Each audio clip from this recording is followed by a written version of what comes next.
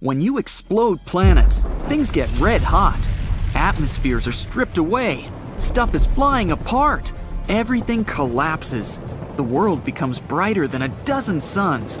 You squeeze your eyes shut and cover your ears. Your hair stands on end. The sheer power of a cosmic blast is terrifying. Some time before the explosion, you're hovering in almost complete darkness. Below, you see the moon, or what you think looks like the moon. The surface of this light-colored sphere is pockmarked with craters left by meteorites. You see huge, steep hills stretching for miles. It's Mercury, and right now, you're going to explode it. As if in slow-mo, you watch the planet fall apart. And then, in the blink of an eye, you see a wall of debris closing in on you. First, giant chunks of rock. Those are all that's left of the planet's solid crust and rocky mantle. The appearance and structure of the debris flying in your direction changes. Now, the stuff looks liquid, like splashes of quicksilver. That's Mercury's metallic core bursting apart. It used to take up 85% of the planet's volume. And finally, it's a firework of solid pieces again. It's the planet's solid core. The explosion is so powerful, it knocks Earth into a different orbit. The sun hiccups and swallows down an enormous cloud of dust. That's everything Mercury has left behind. But don't worry, our solar system won't lose any planets. This whole explosion thing is only a temporary experiment. Once you're done watching the show, you press another button, and the planet gets back together, as if you've hit rewind. You approach the next planet on your way. Its surface is hiding under a super dense atmosphere made up of carbon dioxide. If you decided to land on Venus, you'd watch thick clouds of sulfuric acid pass by. You'd see the planet's surface, reddish-brown, dry, and incredibly hot. You'd probably walk across flat, smooth plains, covering 2/3 of the planet's surface. You'd gawk at volcanoes littering Venus, all 1,600 of them. Unfortunately, you won't be able to do that because you press the button. Boom! Huge chunks of basalt fly away from the center of the explosion. That used to be the planet's 12-mile thick crust. Then you spot bright burning meteors flying towards you at incredible speed. Those are chunks of Venus's molten rocky mantle. The fire rain seems endless, maybe because the mantle was 1,200 miles thick. But that's not the most massive part of the planet. The power of the explosion forces apart Venus's metallic iron core. This core used to be twice as wide as the mantle. You reach the blue marble of your home planet. What will its insides look like, scattered in space? From above, Earth looks pretty. 71% of its surface is blue because of all that water, seas and oceans. There are also areas of green, yellow, and brown and white swirls. You press the button. The planet bursts apart in a hailstorm of rocks. They're what's left from Earth's thin crust and much, much thicker mantle. It used to take up nearly 84% of the entire planet's volume. You see the rocky rain change into something way more liquid. It's scorching hot iron and nickel that used to make up Earth's outer core.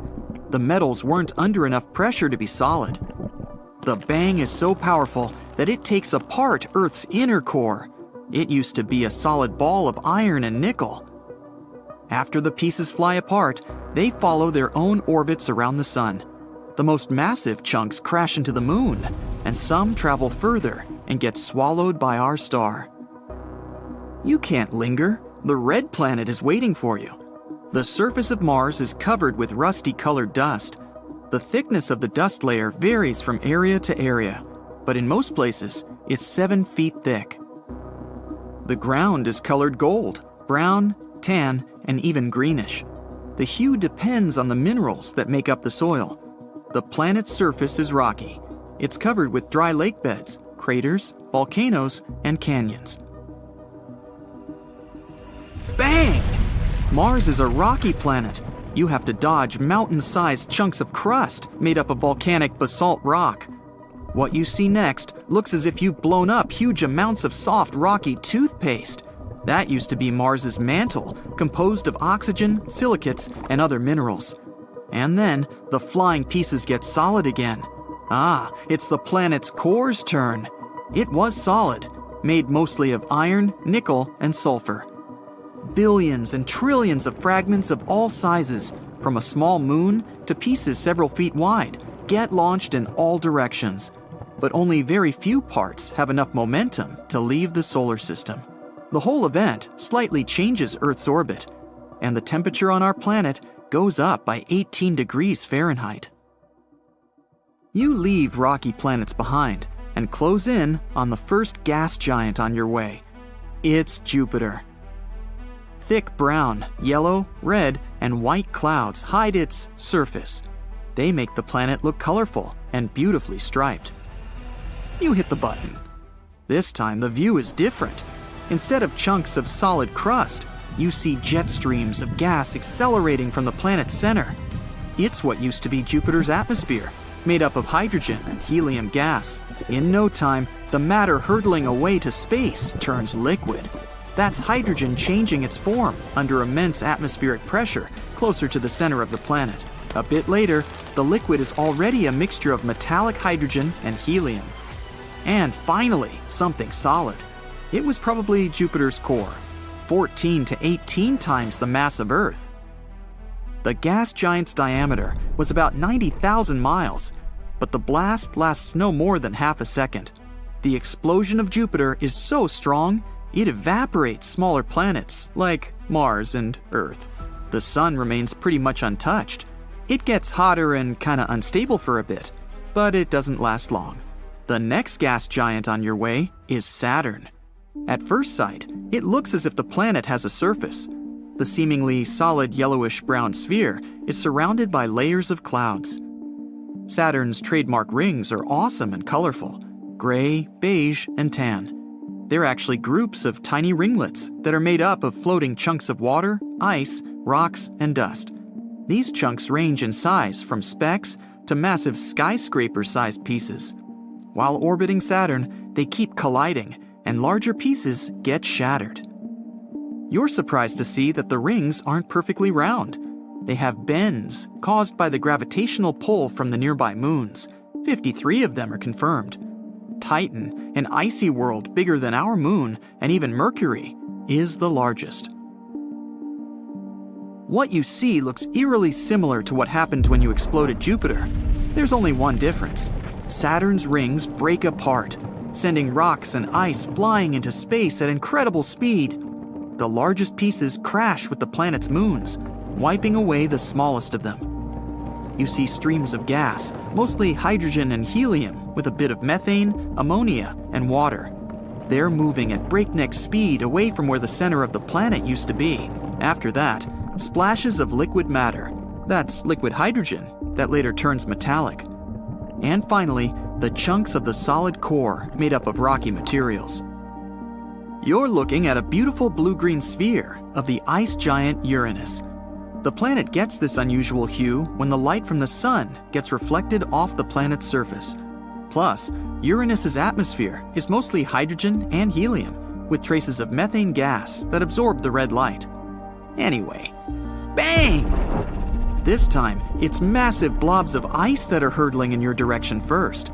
They used to be the part of the planet's ice mantle that once made up 80% of the planet's volume. But why does this ice look liquid? On Uranus, frozen liquid isn't solid like on Earth. Ice is a hot, dense fluid made up of water, ammonia ice, and methane. It's often called the water-ammonia ocean. After the bizarre ice rain, you see solid pieces of the planet's rocky core. It used to be small, no more than half the Earth's mass. Some of Uranus's moons get pulverized in the explosion, and several even get ejected out of the solar system. The explosion also slightly shifts Neptune's orbit. And the last planet on your way, Neptune. It looks blue because of a layer of swirling gas and permanent clouds. No time to linger. Boom! The planet doesn't have a solid surface. That's why, after pressing the button, you see Neptune's liquid mantle bursting. It looks like a water-filled balloon thrown down from the 50th floor. This sends splashes of water, ammonia, and methane ices away into space. It's followed by lava-like remains of the planet's mantle. It used to be liquid, red-hot, and rich in methane, ammonia, and water. That's what's left from Neptune's solid core, made up of iron and other metals. Today, we're going to work our core, so get ready to sweat. Oops, sorry, wrong core. Hey, we've traveled far and wide, down to the Earth's inner core and up into outer space. But what if we could combine these adventures and find out what hides in the innards of other planets and moons in the solar system? With the help of this interstellar hyperdrill, we can achieve that, at least in part. Coordinates are in, all systems ready, and our first destination is the Moon. Our moon, in fact. We land on its gray and desolate surface under the black sky. No blue here because there's very little atmosphere to disperse the light. The drill starts working, and we first go through the outer layer of the moon, the crust, just like on Earth. We're on the sunny side, so the thickness of this layer is only 43 miles. But were we to land on the dark side, it would be more than twice as thick. The moon is a rocky body, so its crust is largely made of silicon, iron, aluminum, calcium, oxygen, and magnesium, with much smaller amounts of other elements. Further down, we find the mantle, and it's a long and tedious journey through. This layer is about 850 miles thick. It gets hotter as we go deeper, finding composite minerals, pyroxene and olivine. They're made of iron, silicon, oxygen, and magnesium in different proportions. Finally, we break through the hard layers and into the semi-molten outer core. Another journey of about 93 miles ahead through this scalding swamp. And we dive into the iron ocean of the liquid core shell. It's nearly 60 miles thick, and the molten metal threatens to evaporate us. But this drill was made to sustain an extremely heavy onslaught. And that's how we finally come to a sudden halt. In the deepest reaches of the moon, there's a solid iron core, which is 150 miles thick. We could drill through it, but it would be unnecessary. So we just set the flag here and skip to the next planet on our drilling list. And it's Mercury. It was hot deep inside the moon, but on the surface of the smallest planet in the system, it's even hotter. That's because it's so close to the sun, of course. Alright, let's drill. Mercury has a pretty thick outer shell, which is both crust and mantle, going about 250 miles deep. Not the most fascinating journey, it's not unlike the Earth in many respects. But then, the drill stops, ramming into a solid metal wall. It's Mercury's core, which has a diameter of over 2,500 miles. It takes up to 85% of the planet's overall diameter. No use trying to drill through this one. It's fully metal and extremely dense. Skipping to the next planet, and we're on Mars now. Oh look, it's sunset here, and the sun is making the sky hazy blue. But you know the drill. I mean, we're here to drill, so that's what we do. Mars's crust is quite thin compared to Earth's, just 6 to 30 miles deep. Its composition is much the same though: iron, aluminum, calcium, potassium, and magnesium. That's one of the reasons why humans are looking to colonize the red planet one day. It's very similar to our own. We're very quick to drill through the first layer, and the second one, the mantle, is now upon us. It's a hard and rocky layer about 1,100 miles thick. Thanks to its size, Mars isn't seismically active any longer. There's simply no magma boiling close underneath the surface of the planet, making it silent and docile. It's a long dig, but we finally come to a screeching halt, bumping into the core. A ball of iron, nickel, and sulfur with a diameter of 2,000 to 2,600 miles. This core is bigger than that of Mercury, but the planet itself is larger too, so it figures. Okay then, our next stop is even more interesting, because it's Jupiter. This gas giant has a mass twice that of all the other planets in the solar system combined. And we landed right in the middle of an ocean. The ocean, I dare say, it's the largest one in the whole system, and it's made of liquid hydrogen. The drill goes smoothly through the surface of the planet because there's no rock or hard metal here, only gas and liquid. But the shaking, yikes! The pressure on this planet is more than just huge, it's unimaginable. The drill is barely able to withstand it, and as it's going deeper, the pressure's becoming higher too. We've reached Jupiter's core, and it's nearly too much to bear. The temperature here is about 90,000 degrees Fahrenheit, and the core itself is not solid but liquid as well, kept together by the immense pressure from all sides. The drill starts to rattle. Bad sign. Let's get out of here before it breaks. Whew! No winds, no pressure, no heat. All around us is a vast icy wasteland, crisscrossed by ridges and reddish bands. It's Europa, one of Jupiter's most promising moons. As we drill through the ice, let me explain. Europa is one of the candidates to have extraterrestrial life in the solar system, and it can be found right beneath the icy shell through which we're now digging. It's only 10 to 15 miles thick, while down below is an enormous saltwater ocean, twice bigger than all of Earth's oceans combined. The deepest point on Earth is Challenger Deep, and it's a bit over 6 miles down. The ocean on Europa, on the other hand, can be up to 100 miles deep. Who knows what can be lurking in that deep, dark sea? Anyway, we travel fast through the water and finally reach the bottom of the ocean. The mantle starts here, and it's made of rock, just like on Earth. And not much deeper in, we find the metal core of the moon. Europa is a little smaller than Earth's moon, so it's no surprise we reach its center pretty fast. Okay, skip drive on. Let's go further. Oh, I'd rather we drill in as fast as we can. Just look around, it's blazing here. We're definitely on Io, another moon of Jupiter, and the most volcanically active world in the solar system. Look, that volcano is twice the size of Everest, and it's erupting right now. Thankfully, we're under Io's surface already, but that's not to say we're safe. It's all molten down here too, mostly yellow and brownish hue, due to the huge amounts of sulfur. The stench must be horrible. Anyway, the most peculiar feature is that both inside and outside, everything's always on the move on Io. Jupiter and its other moons create tremendous tidal forces, making the surface of Io swell over 300 feet up and down. Like the largest tsunamis on Earth, only here it's not water but rock. The deeper we go, the calmer it gets though, until we're finally at the iron core. It's still hot here, but at least there's no shaking and swelling like above. Let's put up another flag and go to the next point. And that would be Saturn, the second largest planet of the solar system and the one best known for its spectacular rings. Not the only one to have them at all, mind you, but we'll get to it. Now, as you've surely noticed, our drill is simply falling down through the gaseous hydrogen and helium, making up most of the planet's surface and atmosphere. No need to work here. Just wait and hope the immense pressure won't crush our drill to a hunk of junk. At last, the pressures become so enormous that we find ourselves in the liquid hydrogen, and here we start diving. Soon we'll reach the solid core of Saturn. Ah, here we are. It's made of iron and nickel and is actually quite small compared to the rest of the planet. Well, the last destination awaits, so come on. And here we come, Neptune. The drill immediately deploys anchors because the winds here are extremely powerful. They reach speeds 5 times greater than the most devastating hurricanes on Earth. Neptune is covered in a pretty thin layer of hydrogen and helium, just like Saturn or Jupiter. But underneath, there's much more than that. It's hot, windy, and lonely here on the outskirts of the solar system. So let's dig already.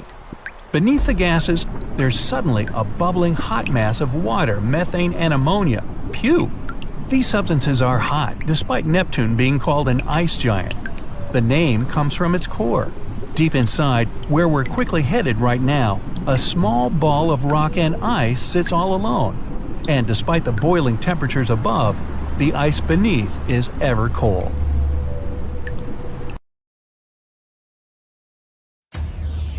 Well, looky here. You're about to figure out what lies under the surface of each planet in the solar system. Get into your spaceship, equipped with the largest drill you can only imagine, and off you go. You start with Mercury. It's the closest planet to the Sun. At first sight, the place looks similar to our good old moon. But after landing, you understand it's an illusion. All around your spaceship, there are craters left by meteorites. The planet's surface is littered with huge steep hills. Some of them are 2 miles high and stretch for hundreds of miles. You start drilling and immediately understand it's going to be tough. Mercury is the second densest planet in the solar system, topped only by Earth. The planet's outer shell is 250 miles of solid crust and rocky mantle. After getting through it, you see Mercury's metallic core. It takes up almost 85% of the planet's volume and contains more iron than any other planet we know about. You don't need to drill anymore, the outer core is liquid. But once you reach the solid inner core, you have to switch that drill on again. The next planet you're going to explore is Venus. It's the hottest planet in the solar system. The average temperatures there are high enough to melt lead. The pressure on the planet is 90 times greater than that on Earth. Your spacecraft is traveling through thick clouds of sulfuric acid. Venus's surface is reddish-brown and extremely dry. You land in the middle of a flat, smooth plain. Plains like this cover 2/3 of the planet's surface. Well, you get down to work. The drill starts moving through the crust. It consists mostly of basalt and is almost 12 miles wide. The next layer is a molten rocky mantle. After some time, you get the feeling it'll never end. No wonder, it's 1,200 miles thick. Finally, you arrive at the planet's metallic iron core. It's huge, twice wider than the mantle. See that blue sphere slightly to the left? It's Earth! How about you skip it for the moment and get back to it later? Right now, Mars sounds so much more exciting. Whew! The place is freezing cold. The temperature is minus 80 degrees Fahrenheit. The planet looks reddish, and as soon as you make your first step on its surface, it becomes clear why. The ground's covered with rusty-colored dust. Its fine particles are also floating in the air around you. In most places, that dust layer is 7 feet thick. You start drilling through the planet's thin crust. It's made up of volcanic basalt rock.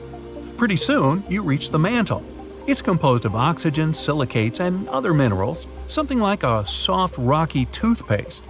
The red planet's mantle is much thinner than Earth's. It's 1,100 miles thick at most. You feel that the drill begins to move a bit differently. Must be the core.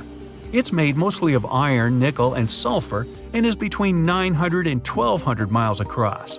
And unlike Earth's core, it doesn't move. Time to visit the largest planet of the solar system, Jupiter.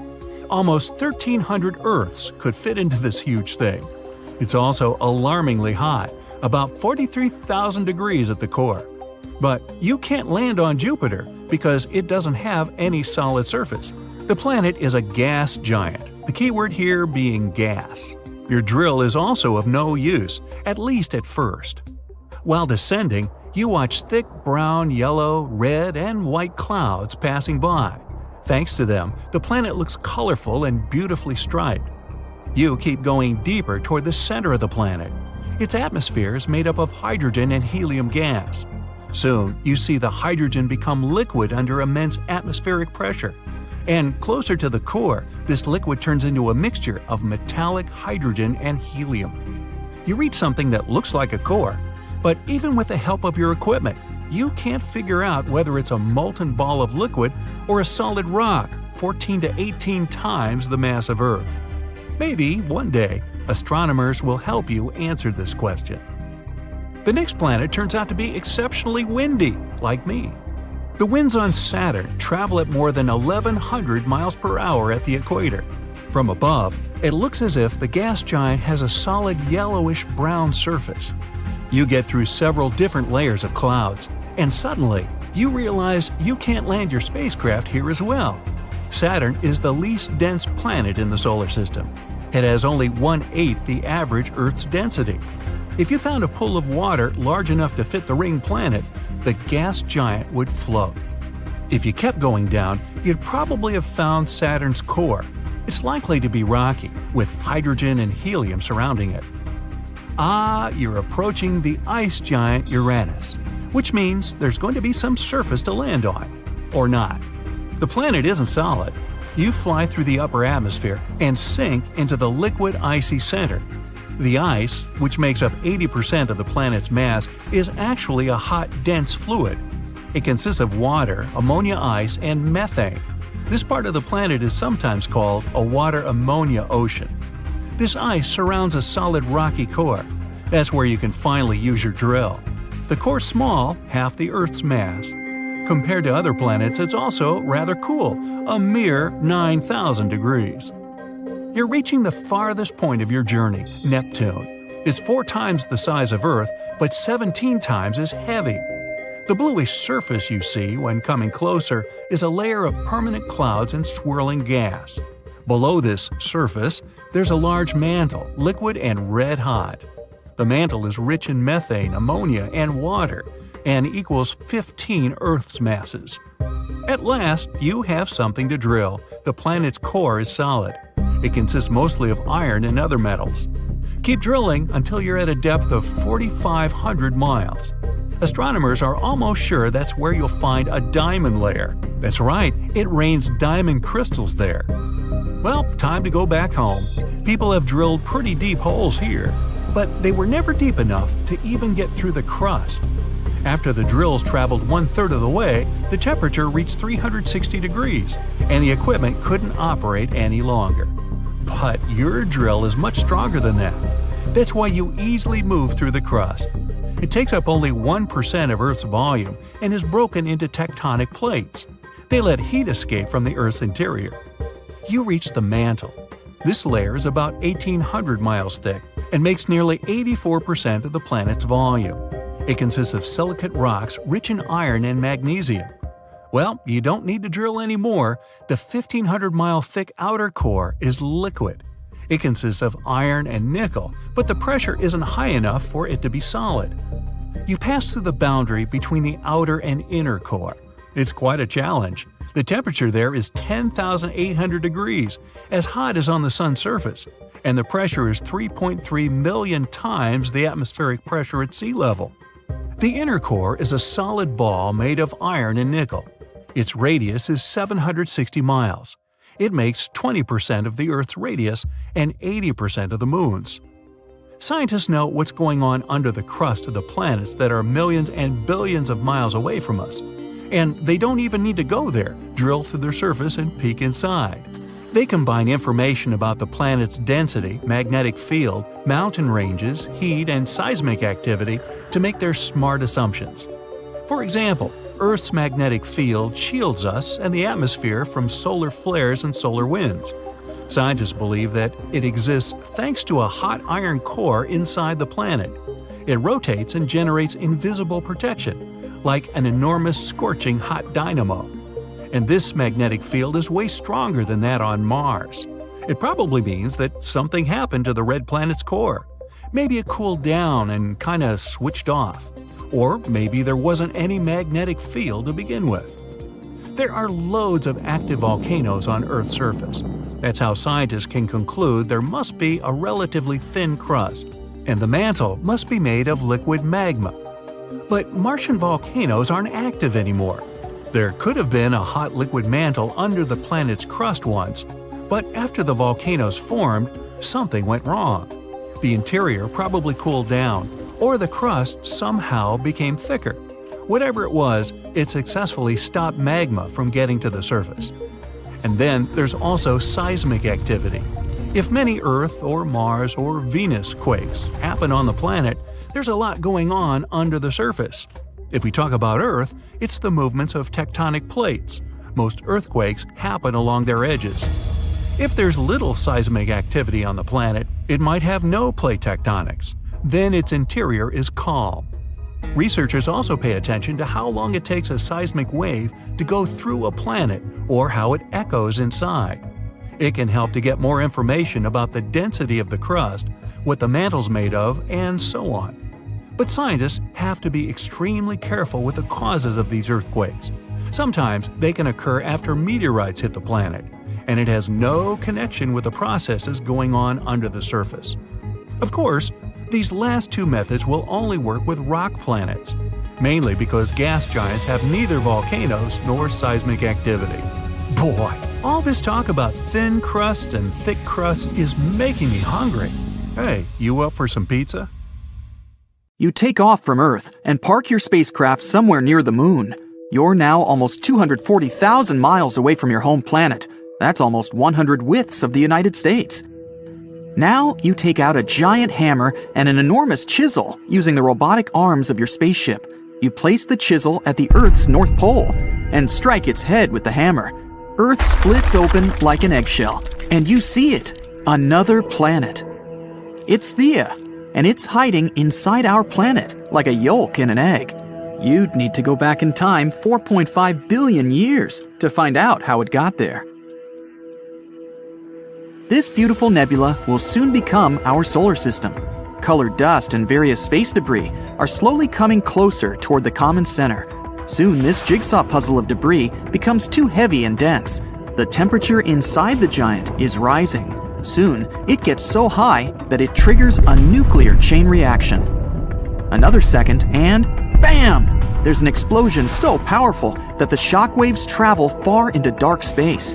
And the blinding flash from this blast can be seen from the other side of the Milky Way galaxy. When the dust clears a little, you can see that a bright light is still shining at the very center of the explosion.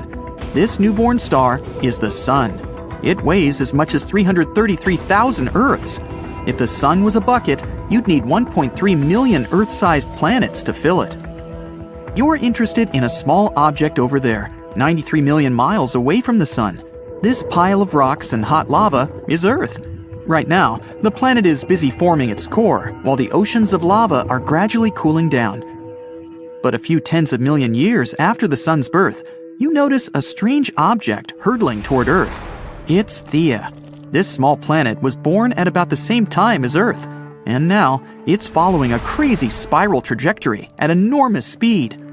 Scientists believe Theia was kind of a ball Jupiter and Venus played with.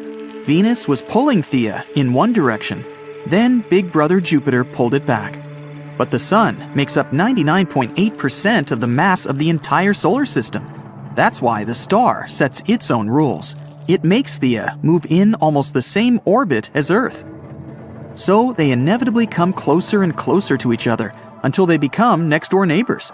We see that Theia is the size of Mars and as wide as the Atlantic Ocean from New York to Portugal.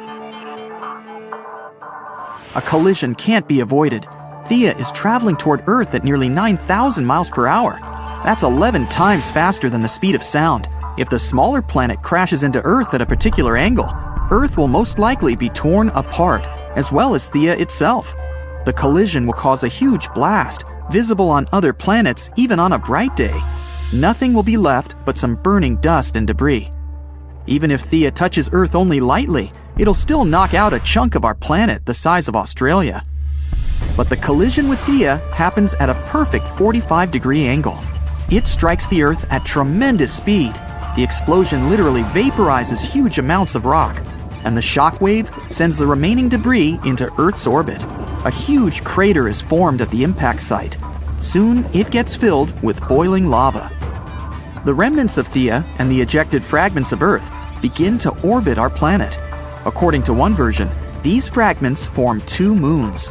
At first, they travel together, but one day, they get too close to each other and collide, forming one large space body.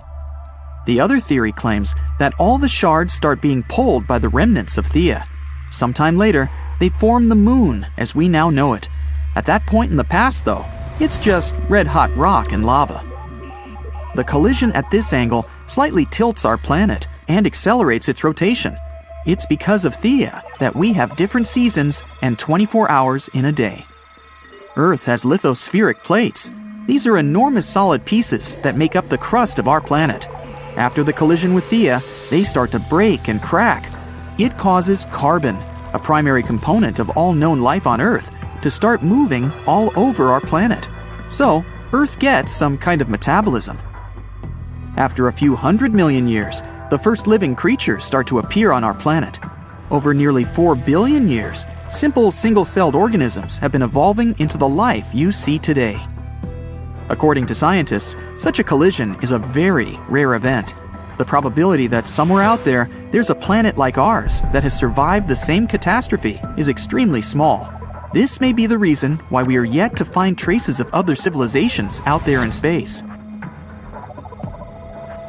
Meanwhile, the remains of Theia are still here on Earth.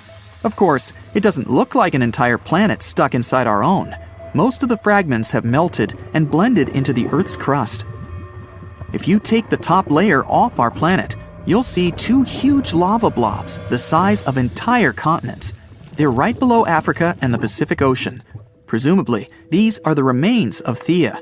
They didn't mix with Earth's mantle because of different densities. It's like mixing water and oil in a glass. The oil will always float up over the water and create an even layer on top of it. But if you raise those lava patches up to the surface, they'd be 100 times higher than Mount Everest.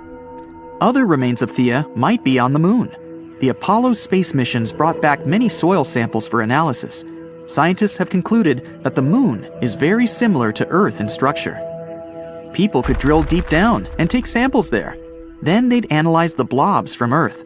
If their structure matched, it'd be 100% proof that Theia did hit Earth 4.5 billion years ago. And that's how we got the moon. But for the time being, Theia remains somewhat mysterious.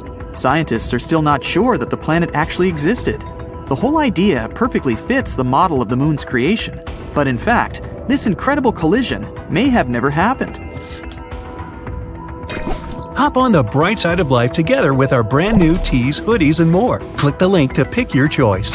Now you travel 41 light years away from Earth to the planet 55 Cancri E. It's about twice the size of Earth and 8 times heavier. You take out your giant hammer again and use it to hit the chisel.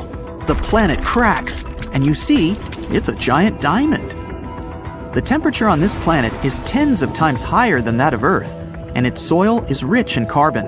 The heat puts a lot of pressure on this carbon. Its structure changes. First, it turns into graphite.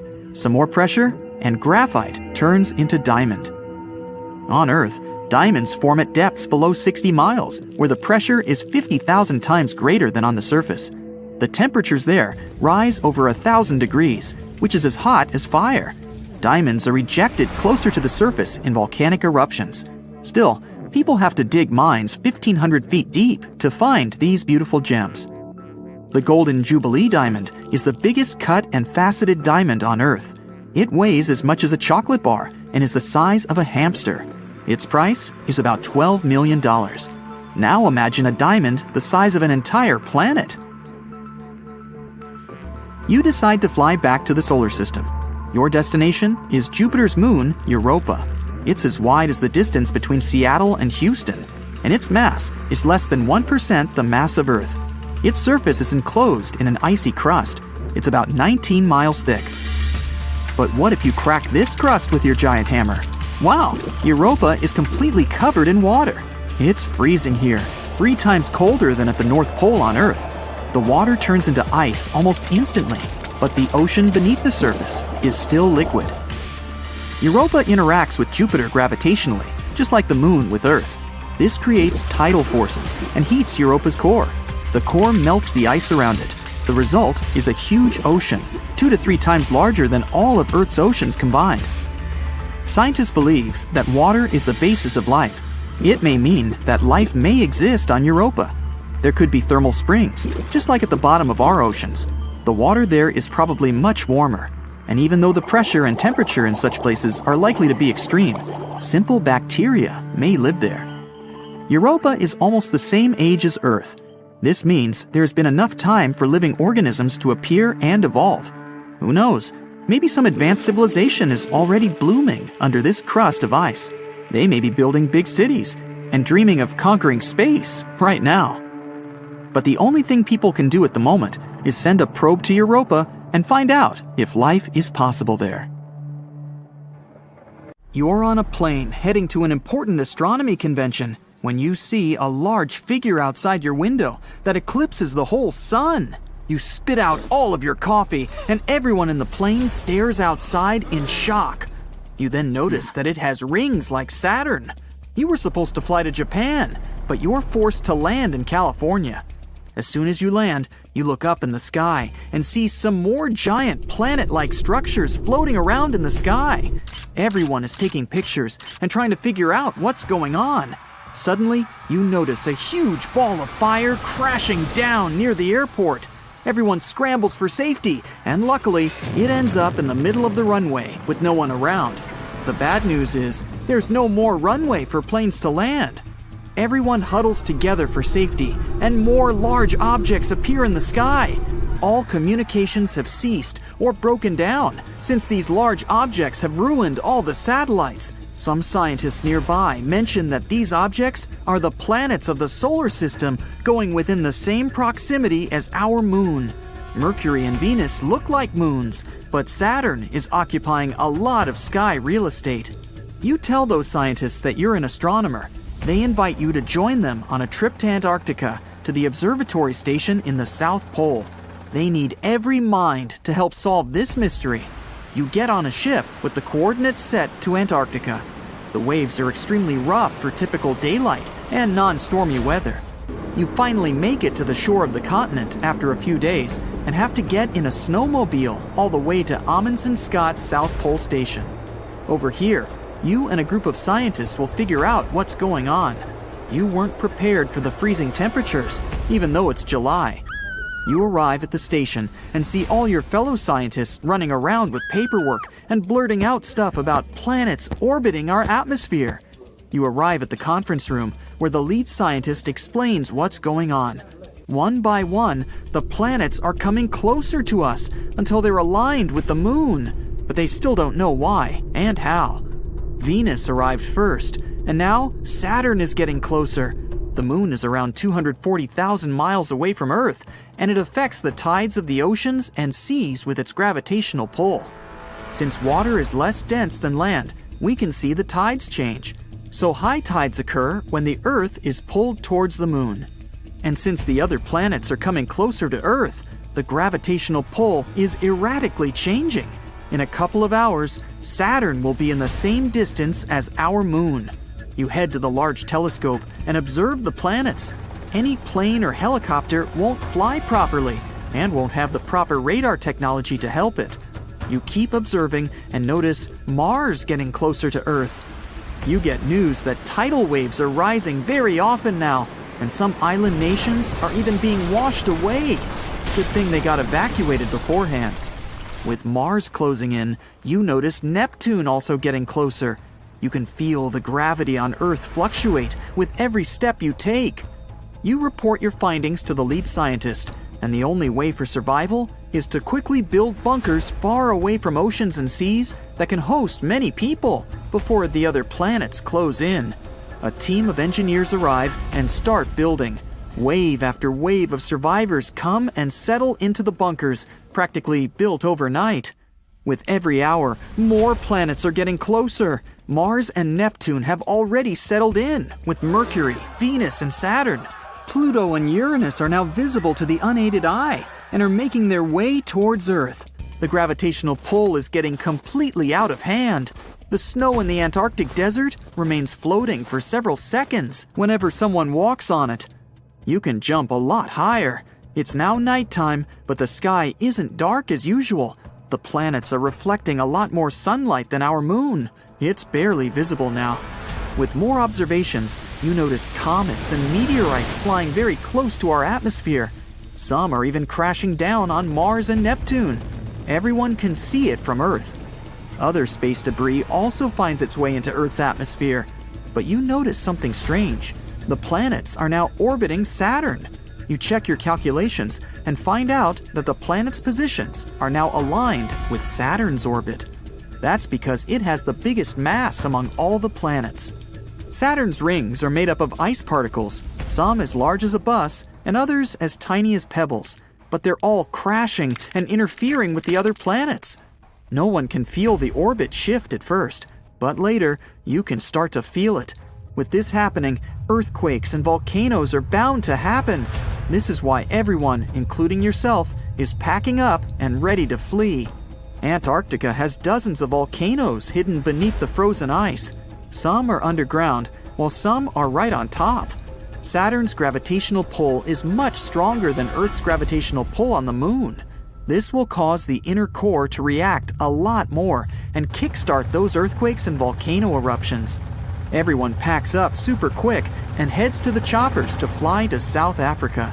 These choppers were designed to have a direct course without the need for radars to guide them.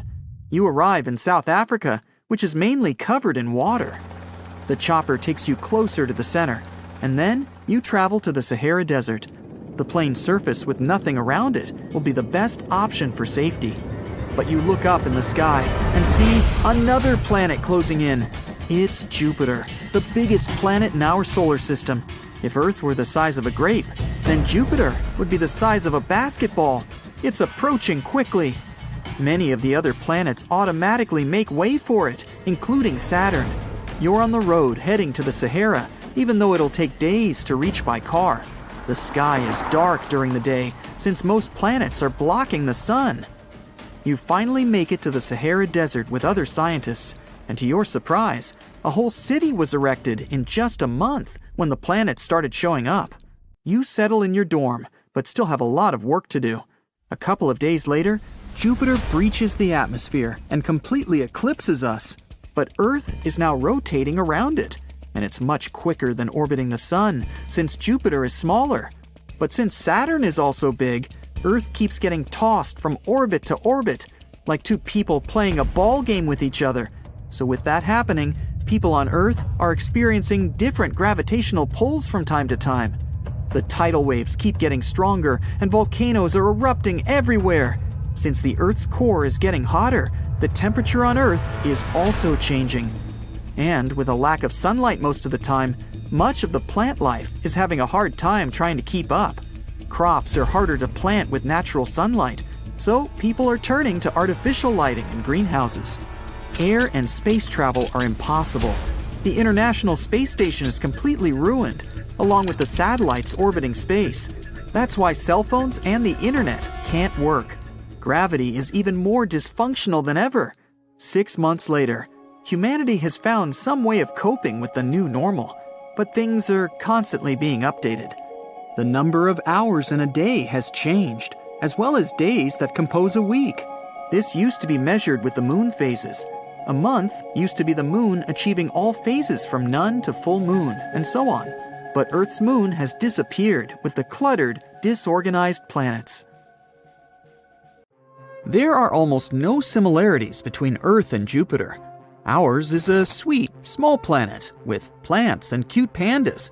Jupiter is a giant gas horror with furious hurricanes which never subside. And if you fall into this planet, you might literally fly through it.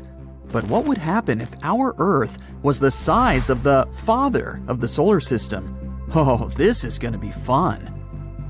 Jupiter is a planet so big that I bet you can't even imagine its scale. Its radius is about 11 times the radius of Earth, and it's about 316 times more massive. So, to turn Earth into another Jupiter, we'd need to increase its radius by 11 times. If the planet's density remained the same, then the mass of our new Earth would increase greatly. Actually, it'd be as much as 4 times larger than Jupiter's. Of course, these changes wouldn't go smoothly. The very first thing that we would immediately notice, nope, not the size, gravity. It would increase by about 11 times compared to old Earth's. Scientists say we can actually survive on a planet with greater gravity, but only if it's less than 5 times stronger than what we have now. Well, let's assume that we're daredevils, always ready to challenge nature. What would our life be like? Well, not very pleasant. After each step, you'd have to sit down on a bench and take a break, as if you've just run a marathon. Yes, it would be that hard to walk. Oh, and good luck with getting up later. In order to somehow move around this planet, we'd have to pump up very strong muscles. No more problems with junk food, 'cause you'd have to become a heavy lifter just to get to the refrigerator. The force of gravity affects not only movement, but also the size of everything. Do you know that many astronauts gain some height due to weightlessness in space? So if you're worried about being short, here's a solution for you. On the other hand, strong gravity would make us all shorter. This would go not only for humans, but for everything on our planet. Trees would become very small.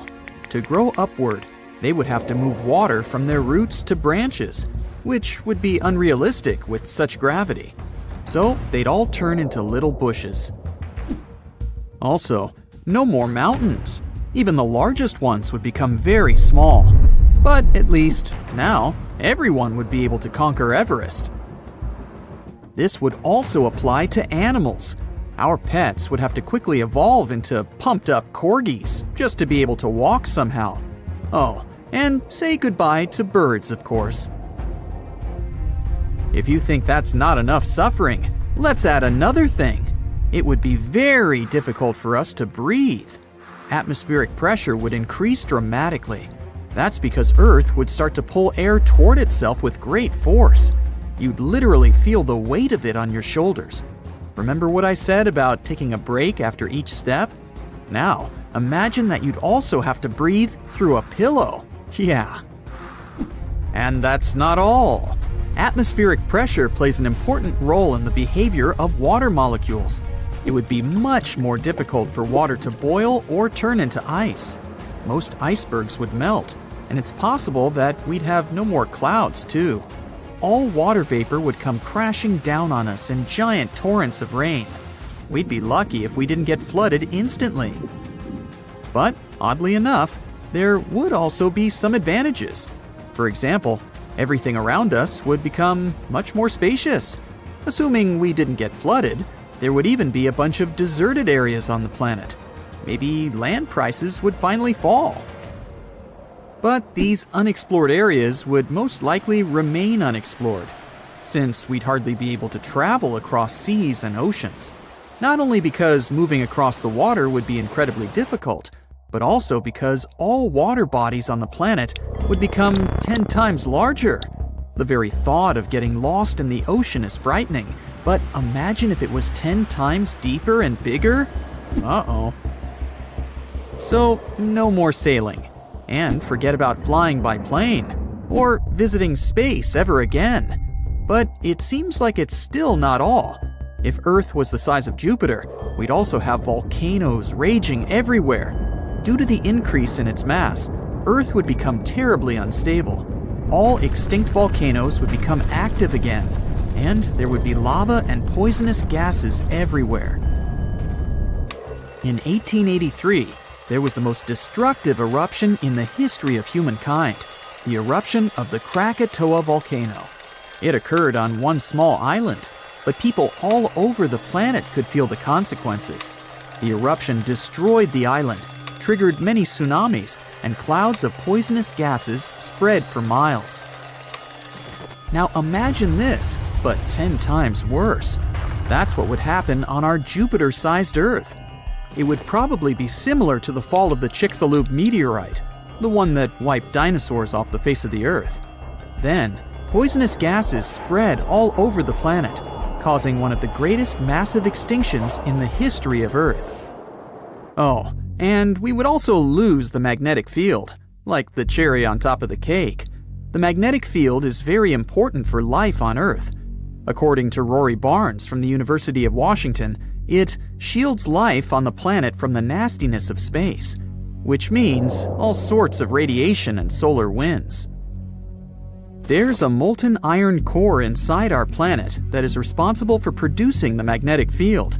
If the amount of pressure on this core increased due to gravity, it could solidify. And because of this, Earth's magnetic field would disappear.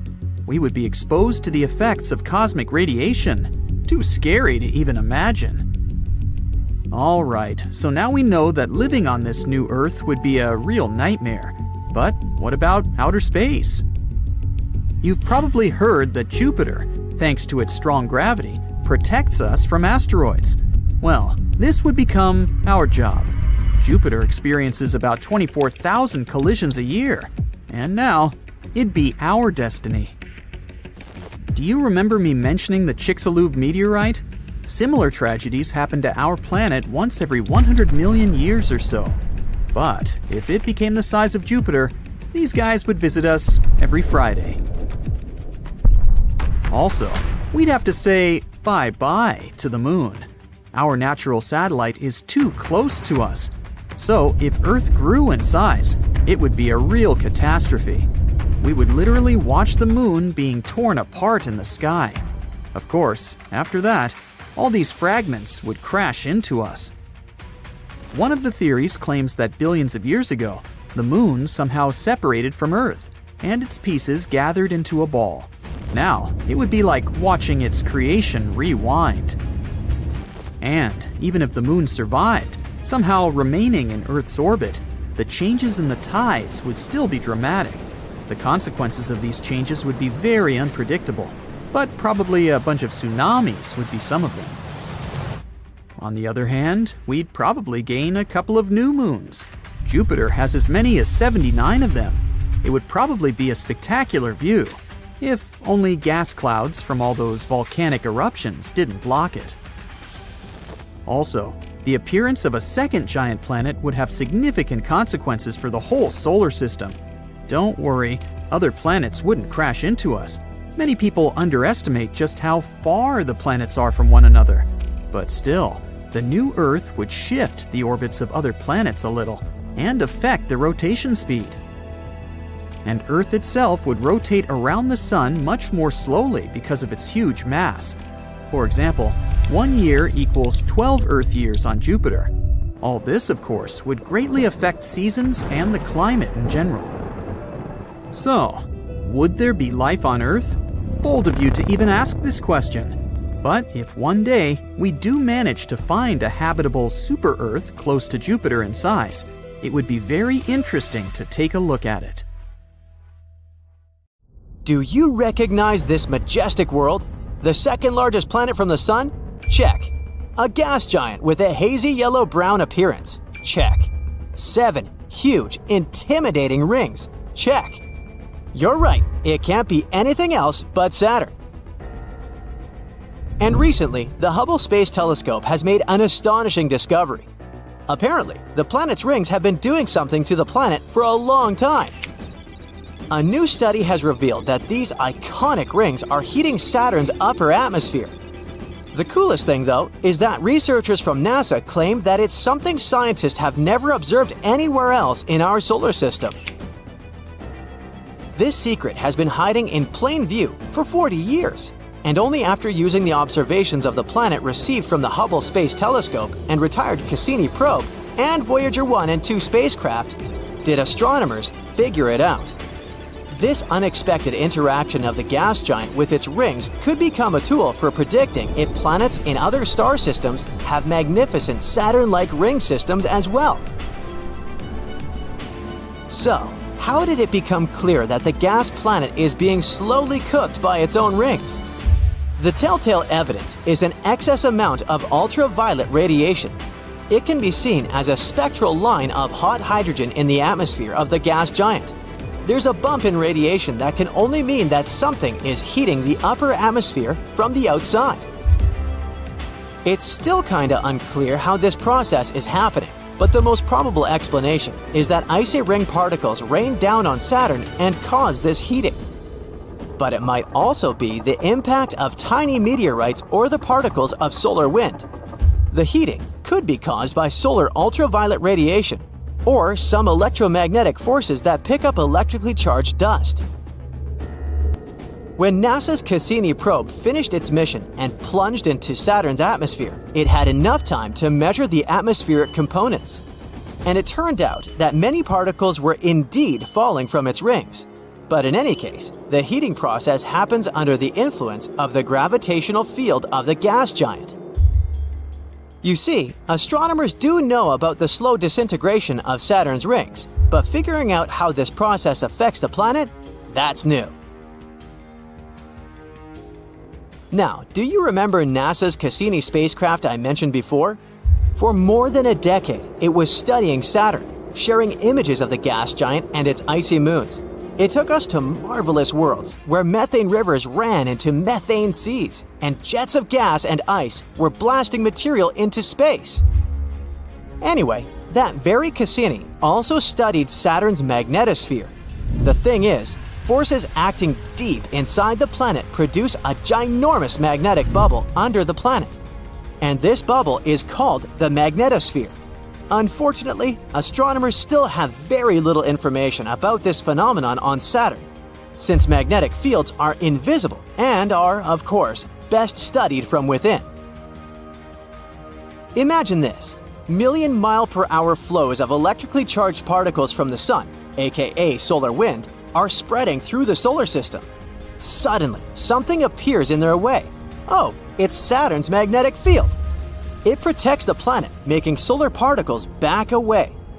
As a result, the Sun's magnetic forces are raging outside Saturn's magnetosphere, while inside the gas giant's protective bubble, its own magnetic forces dominate. Our home planet also has a magnetic field, but it creates a much smaller magnetosphere. And still, it effectively protects us from the harmful particles coming from the Sun and from space.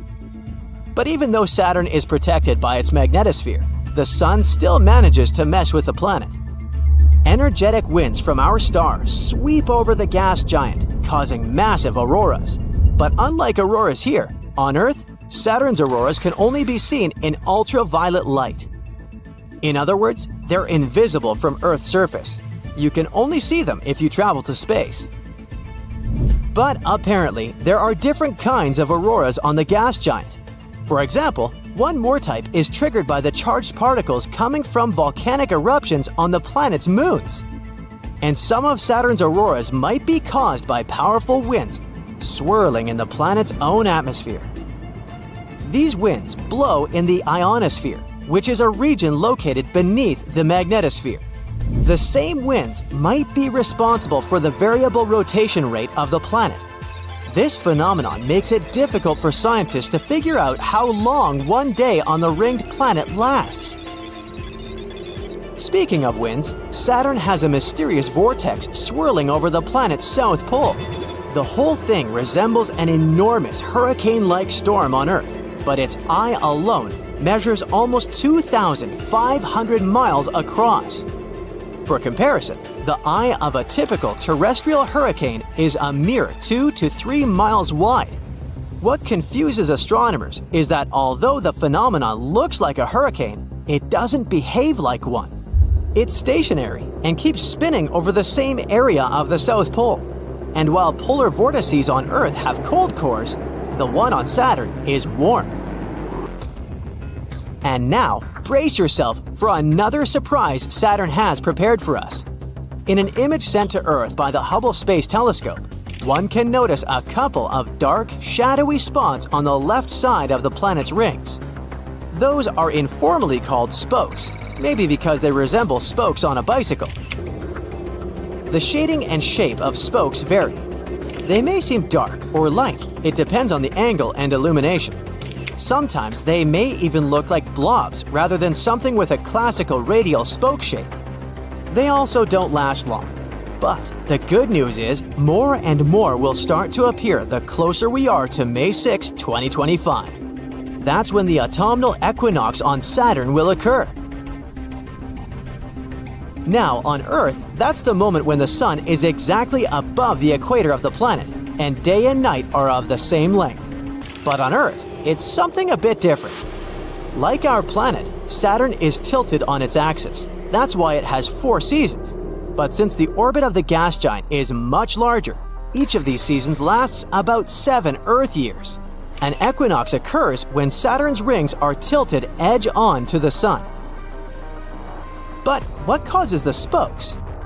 Astronomers think it might be the gas giant's magnetic field. When a planetary magnetic field interacts with the solar wind, it creates an electrically charged environment. As we already know, on Earth, this results in northern lights, also called aurora borealis. And if we speak about Saturn, the tiniest icy ring particles might get charged too. And it probably temporarily levitates these particles above the larger boulders in the rings. For the first time, the spokes in Saturn's rings were spotted by NASA's Voyager mission. It happened in the early 1980s. At that time, we didn't know that these spokes were a seasonal phenomenon. Voyager 2 just passed by the planet after all, and then sped on. To figure out what these spokes were and how they functioned, astronomers needed a space telescope that could observe Saturn's rings from afar, like Hubble. The latest equinox on Saturn occurred in 2009. That's when the Cassini space probe was traveling around the gas giant. It sent many amazing images back to Earth. It managed to prove quite quickly that the spokes weren't caused by gravitational interactions with Saturn or the influence of the gas giant's moons or small moonlets, which make up the planet's rings. It was the year 2005 when Cassini confirmed that the spokes were related to Saturn's magnetic field. And even though that mission was finished in 2017, now Hubble keeps its long-term monitoring of the changes on and around Saturn. Despite all the observations, astronomers still can't predict the beginning and duration of the spoke season. Luckily, Saturn's prominent rings are a perfect laboratory for studying this phenomenon, because even though other gas giants in the solar system also have rings, those are not so visible. And scientists don't know whether spokes occur on those planets. When you explode planets, things get red hot. Atmospheres are stripped away. Stuff is flying apart. Everything collapses. The world becomes brighter than a dozen suns. You squeeze your eyes shut and cover your ears. Your hair stands on end. The sheer power of a cosmic blast is terrifying. Some time before the explosion, you're hovering in almost complete darkness. Below, you see the moon, or what you think looks like the moon. The surface of this light-colored sphere is pockmarked with craters left by meteorites. You see huge, steep hills stretching for miles. It's Mercury, and right now, you're going to explode it. As if in slow-mo, you watch the planet fall apart. And then, in the blink of an eye, you see a wall of debris closing in on you. First, giant chunks of rock. Those are all that's left of the planet's solid crust and rocky mantle. The appearance and structure of the debris flying in your direction changes. Now, the stuff looks liquid, like splashes of quicksilver. That's Mercury's metallic core bursting apart. It used to take up 85% of the planet's volume. And finally, it's a firework of solid pieces again. It's the planet's solid core. The explosion is so powerful, it knocks Earth into a different orbit. The sun hiccups and swallows down an enormous cloud of dust.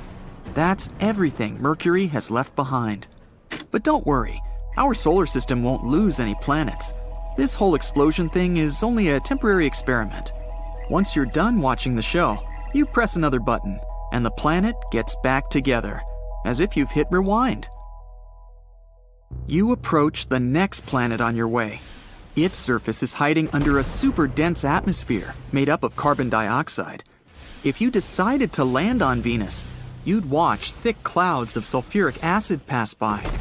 You'd see the planet's surface, reddish-brown, dry, and incredibly hot.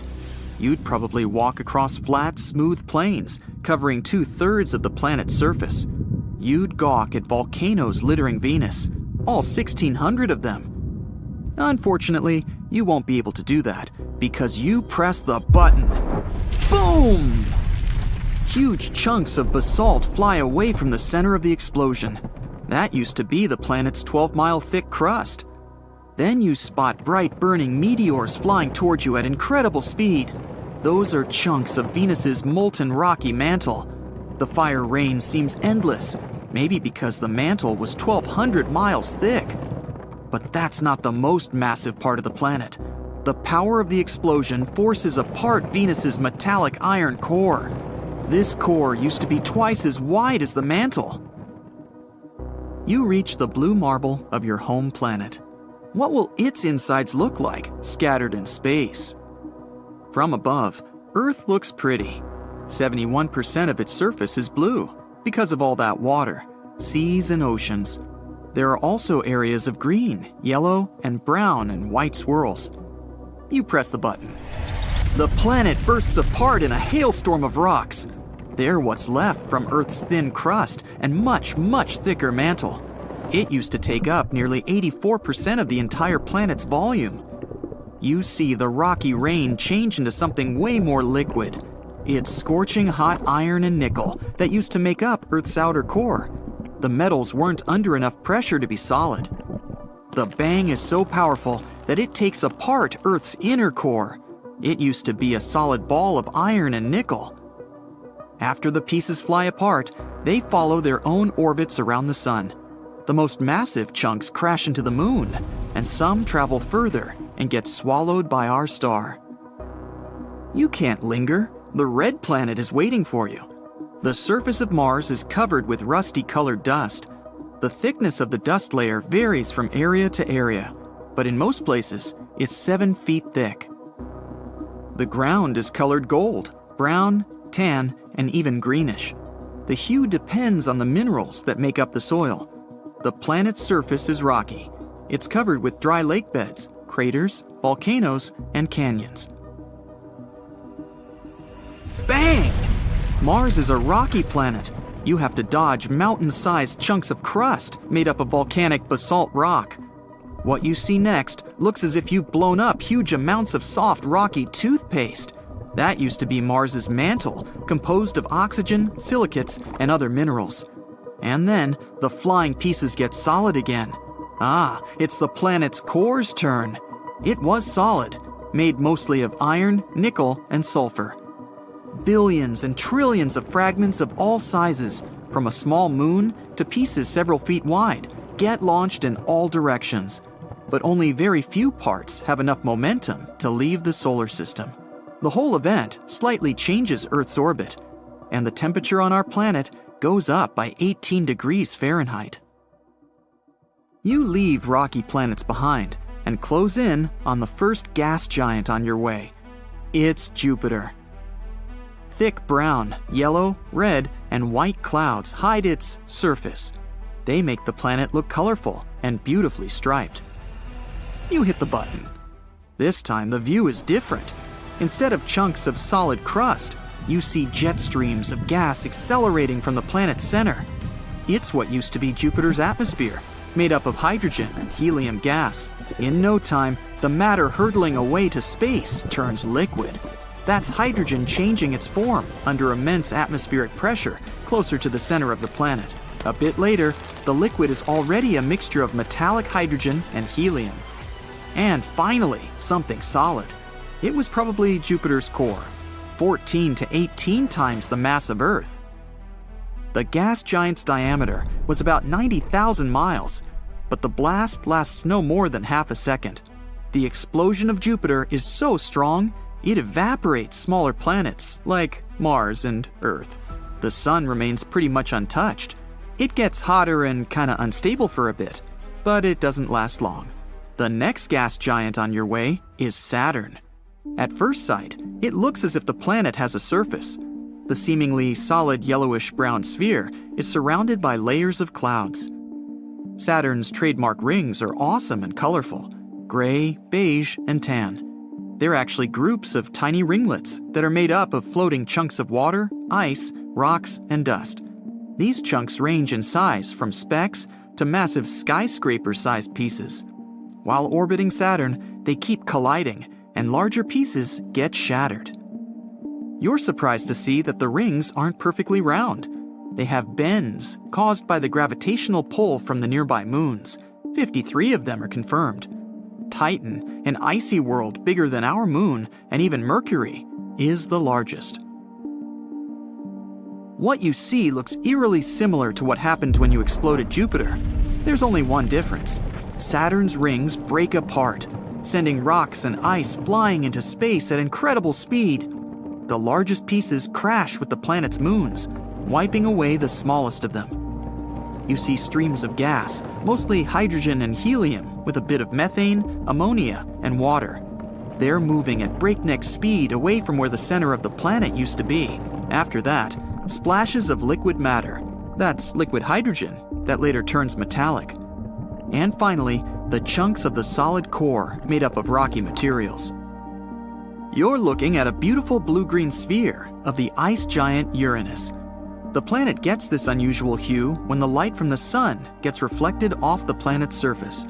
Plus, Uranus's atmosphere is mostly hydrogen and helium, with traces of methane gas that absorb the red light. Anyway, bang! This time, it's massive blobs of ice that are hurtling in your direction first. They used to be the part of the planet's ice mantle that once made up 80% of the planet's volume. But why does this ice look liquid? On Uranus, frozen liquid isn't solid like on Earth. Ice is a hot, dense fluid made up of water, ammonia ice, and methane. It's often called the water-ammonia ocean. After the bizarre ice rain, you see solid pieces of the planet's rocky core.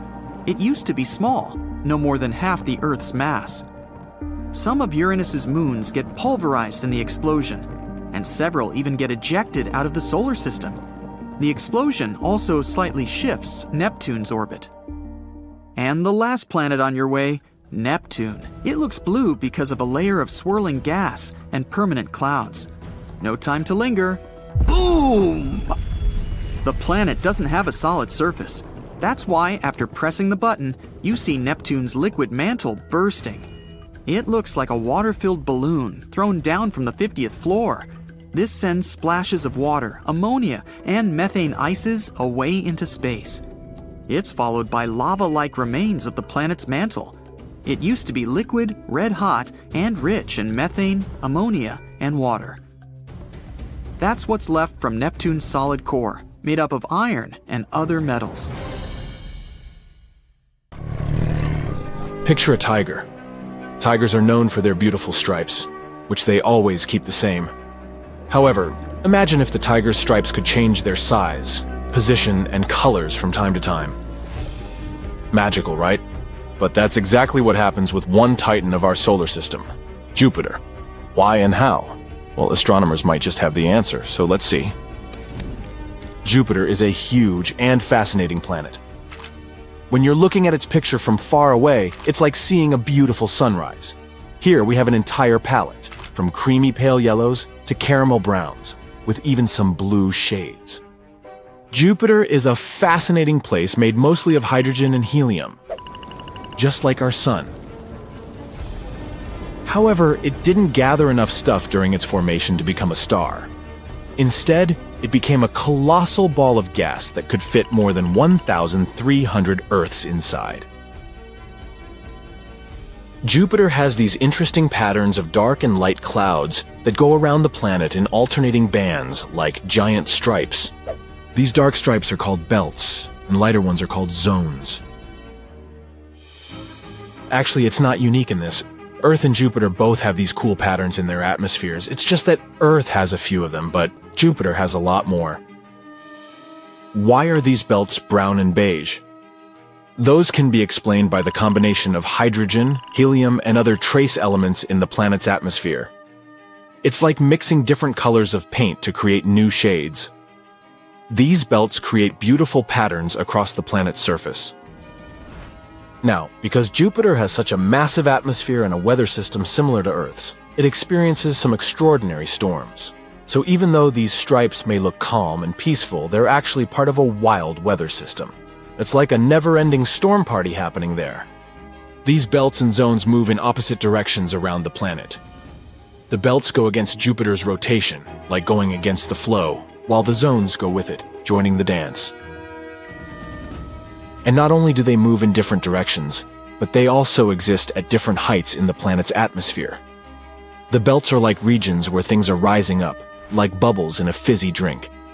So the cloud tops in the belts are higher up in the sky compared to the cloud tops in the zones, which are more like sinking areas. So, even though Earth and Jupiter have this similarity, their weather is completely different. It's like comparing apples and oranges. One of the most famous storms on Jupiter is the Great Red Spot. But why is it red? Well, that's a bit of a mystery. Scientists think that the storm sits at a higher altitude than the rest of the atmosphere. This means it gets a stronger dose of sunlight. Imagine standing on a hilltop where the sun shines brighter on you compared to the surroundings. In a similar way, the Great Red Spot gets more radiation from the sun. The storm also contains some special chemicals in its clouds, like ammonia and acetylene. When these chemicals receive that extra radiation, they react in a unique way, giving the storm its distinct red color. It's like a special effect in a cosmic theater. Anyway, the stripes look pretty cool and all. But what's the big mystery around them? Well, you see, one day scientists decided to look at data from deep inside Jupiter, about 30 miles below the surface. And after peeking in Jupiter's secrets, they noticed something strange. When they looked at Jupiter using a special type of light called infrared, the colors of its stripes actually switched around. The light bands that were pale and creamy in normal pictures become dark in the infrared view. The dark bands that were belts before now shined brightly in the infrared. This suggests something interesting. The belts on Jupiter have thinner cloud coverings compared to the zones. It's like the belts are wearing sheer, see-through outfits, while the zones have thicker clouds, like fluffy jackets. So, what we see as dark bands in normal pictures turn out to be bright in the infrared, hinting that these belts have less cloud stuff blocking the light. But here's the most strange part. Every few years, something changes. It's like the weather on Jupiter goes through a wild roller coaster ride. The colors of the belts can change, and sometimes the whole weather pattern becomes a bit crazy for a while. Scientists have been scratching their heads, trying to figure out why this happens. So they've decided to use a special spacecraft called Juno to investigate this. Since 2016, Juno has been gathering a lot of information about Jupiter, like a spy collecting clues. One of the things Juno has been looking at is Jupiter's magnetic field. Just like Earth, Jupiter has a magnetic field. It's like an invisible bubble that surrounds the planet, extending to space. This magnetic field is really important because it protects the planet and everything on it. It acts like a shield against harmful particles from space, like those coming from the sun. But Jupiter's way bigger than us, so his protective shield is much stronger. Magnetic fields are generated by something called a dynamo, which is like a big, swirling, conducting fluid inside the planet. This fluid moves around and rotates, kind of like a dance party happening deep within the planet. So, scientists have been looking at the data collected by Juno over the years and noticed something interesting. Jupiter's magnetic field has its own little motions, kind of like when you see waves in the ocean. Scientists call these motions torsional oscillations, which is just a fancy way of saying wave-like movements. It's like Jupiter is doing its own magnetic dance. Now let's imagine that Jupiter's insides are like a giant pot of boiling soup. Deep within Jupiter, there are slow currents that carry heat upwards, just like a conveyor belt. This heat eventually reaches the upper part where we see the clouds. But here's where things get interesting. Imagine someone starts stirring the soup really fast with a spoon. Those wavy magnetic movements, the torsional oscillations, act just like that spoon. They create a disturbance that messes up the slow currents. Now this disruption has a big impact on Jupiter's weather. It's like turning up the heat in the kitchen and changing the way the soup cooks. The patterns of rising and sinking in the clouds, which we call upwelling and downwelling, get all mixed up. A whirlwind in the soup. Our clever scientists also noticed something special near Jupiter's equator. They discovered a concentrated spot of magnetism called the Great Blue Spot. And guess what? This spot is slowing down, like it's taking a break from its usual fast movement. This suggests that a new type of wavy motion, a new dance, is about to begin. So, to sum it all up, the scientists have come up with a cool idea. These wavy magnetic movements, the torsional oscillations, disrupt the slow currents inside Jupiter, messing up the cloud patterns and causing wild weather. And when the scientists calculated the time it takes for these wave-like motions to happen, they discovered that they match the same time periods when the stripes on Jupiter change. So, in simple terms, the scientists think that these wave-like movements in Jupiter's magnetic field are causing the changes in the stripes on the planet. Pieces of a puzzle are coming together. Scientists are still trying to fully understand why this happens, but it's an exciting step forward in unraveling the mysteries of our vast universe. But there are still some mysteries left to solve. To find more answers, scientists need to keep watching Jupiter closely in the future. By observing how the clouds change, they can check if their theory is correct or if it needs some adjustments. From its massive storms to its colorful belts, Jupiter never fails to amaze us with its cosmic wonders. It may not have ignited as a star, but it shines brightly as a gas giant, captivating us with its size and beauty. So keep your curiosity alive and always reach for the stars. Prepare for blastoff, because there's some exciting news from NASA coming our way. Care to look into the fascinating world of Saturn's moon, Titan? NASA's groundbreaking Dragonfly rotorcraft lander is set to take off in 2027, looking to explore this mysterious space object. Now let me introduce you to Titan.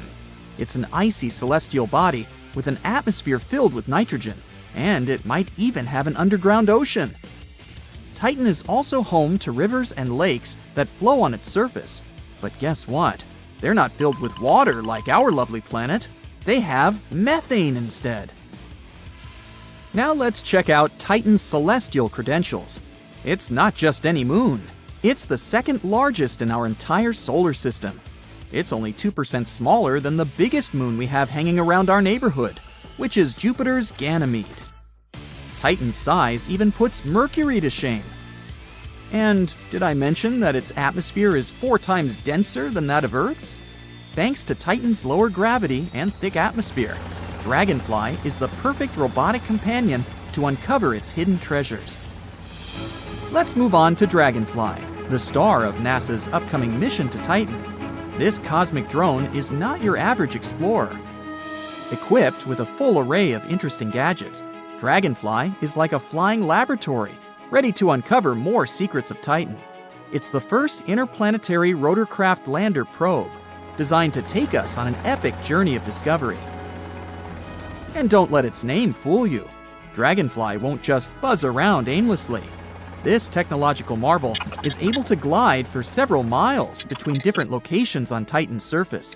Think of it as a cosmic Uber service for scientists. And speaking of technology, Dragonfly is carrying some seriously cool equipment. It'll feature the Drill for Acquisition of Complex Organics, DRACO, instrument, which will help us scoop out material from Titan, while the Dragonfly Mass Spectrometer, DRAMS, will analyze what these samples are made of. But how did we stumble upon Titan? It was March 25, 1655, when a Dutch astronomer was out there with his telescope, exploring the cosmos. Lo and behold, he spotted something amazing. It was Titan, the biggest moon of Saturn. Fast forward almost 300 years to 1944, when another cool astronomer jumped into the picture. He was doing some experiments with light when he figured out that Titan actually has its very own atmosphere. There's more to this story. In 1979, the Pioneer 11 spacecraft decided to take a joyride through the Saturn system. It confirmed all the cool things scientists had previously speculated about Titan, like its temperature and mass. However, there was one tiny mistake. Those sneaky scientists thought Titan might be the biggest moon in the entire solar system.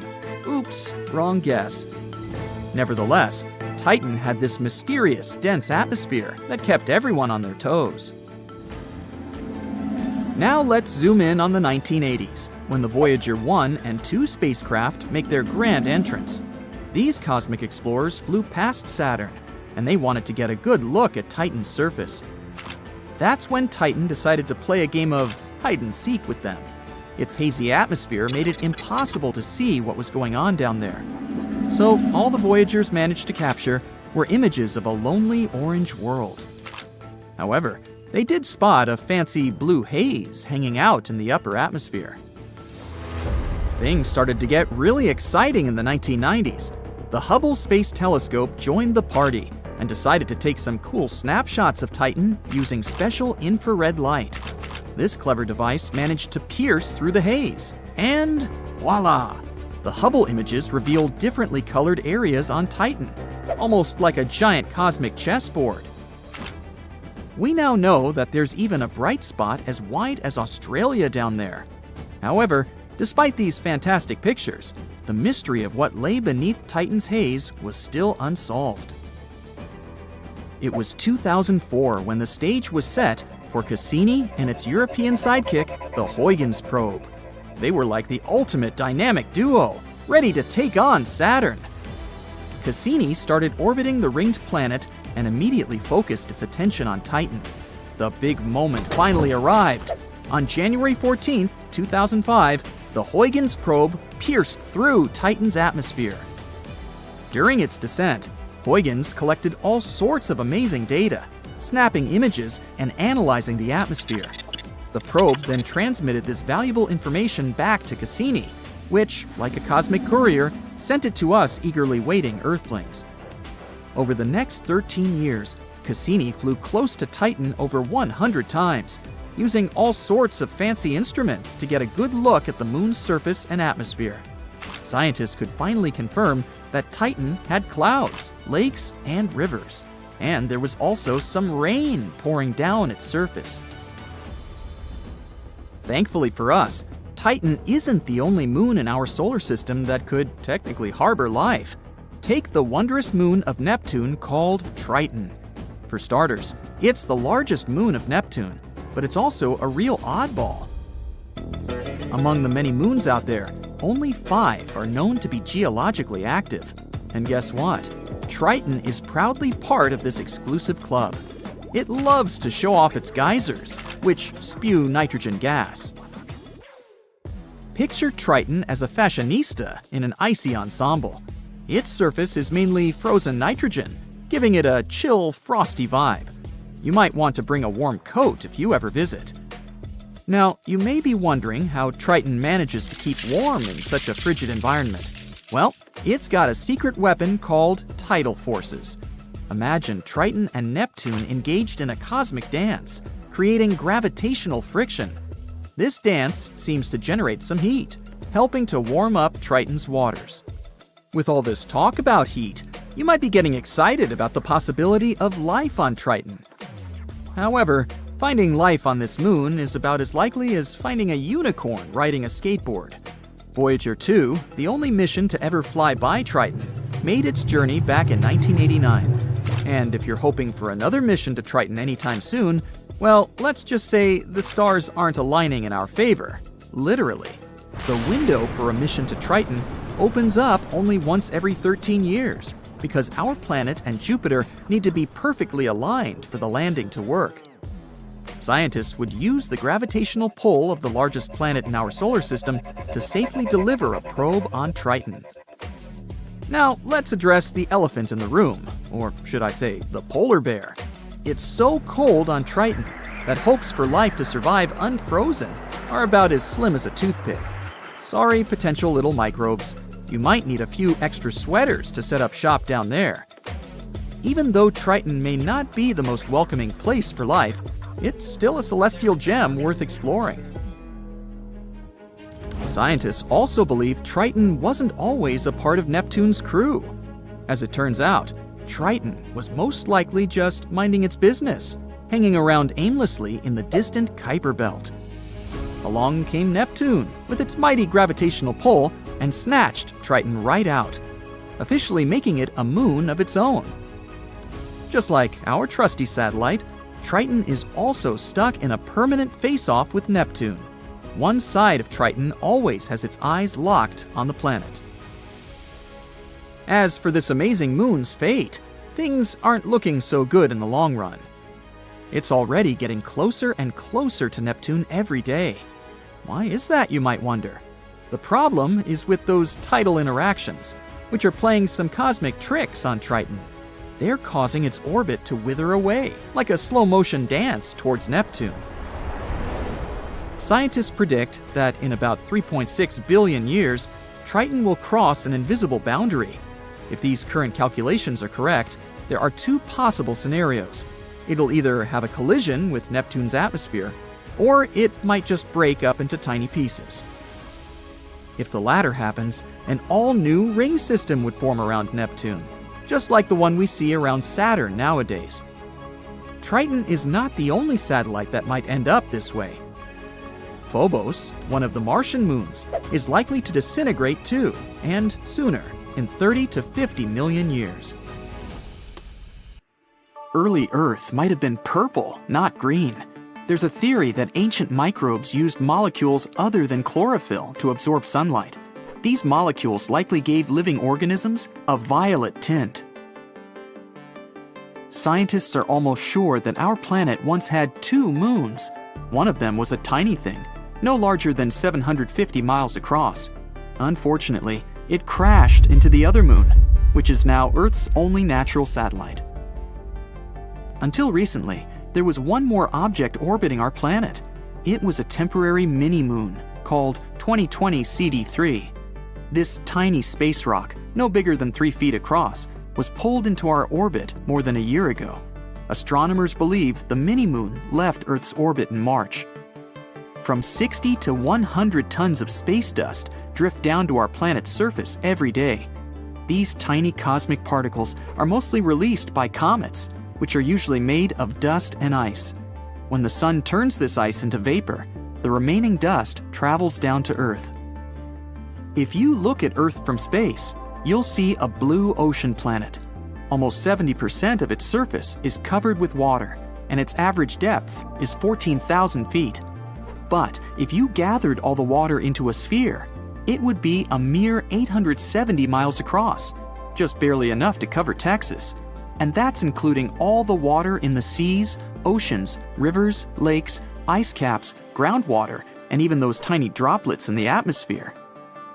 All Earth's air, yep, all 5,140 trillion tons of it, would make a slightly larger ball.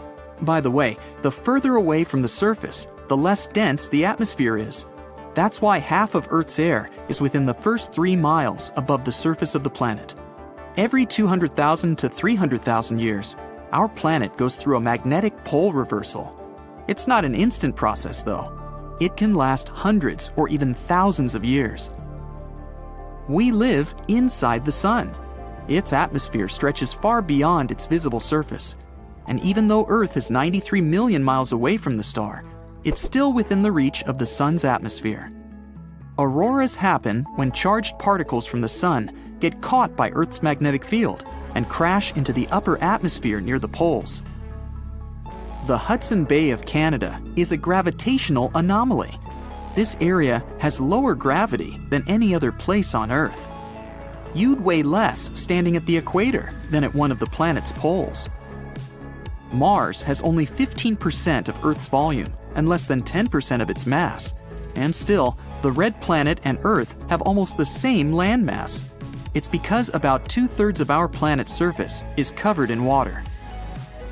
The Pacific Ocean contains more than half of the world's free water. It's also by far the largest ocean. All Earth's continents could easily fit into the Pacific Basin.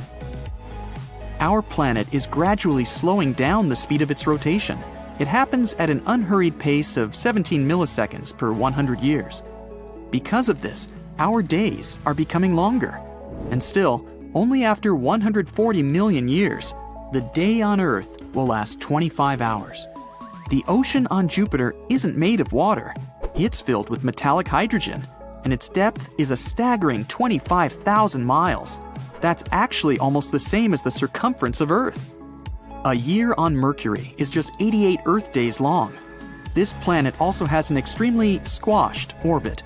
Its distance from the Sun varies from 28 to 43 million miles.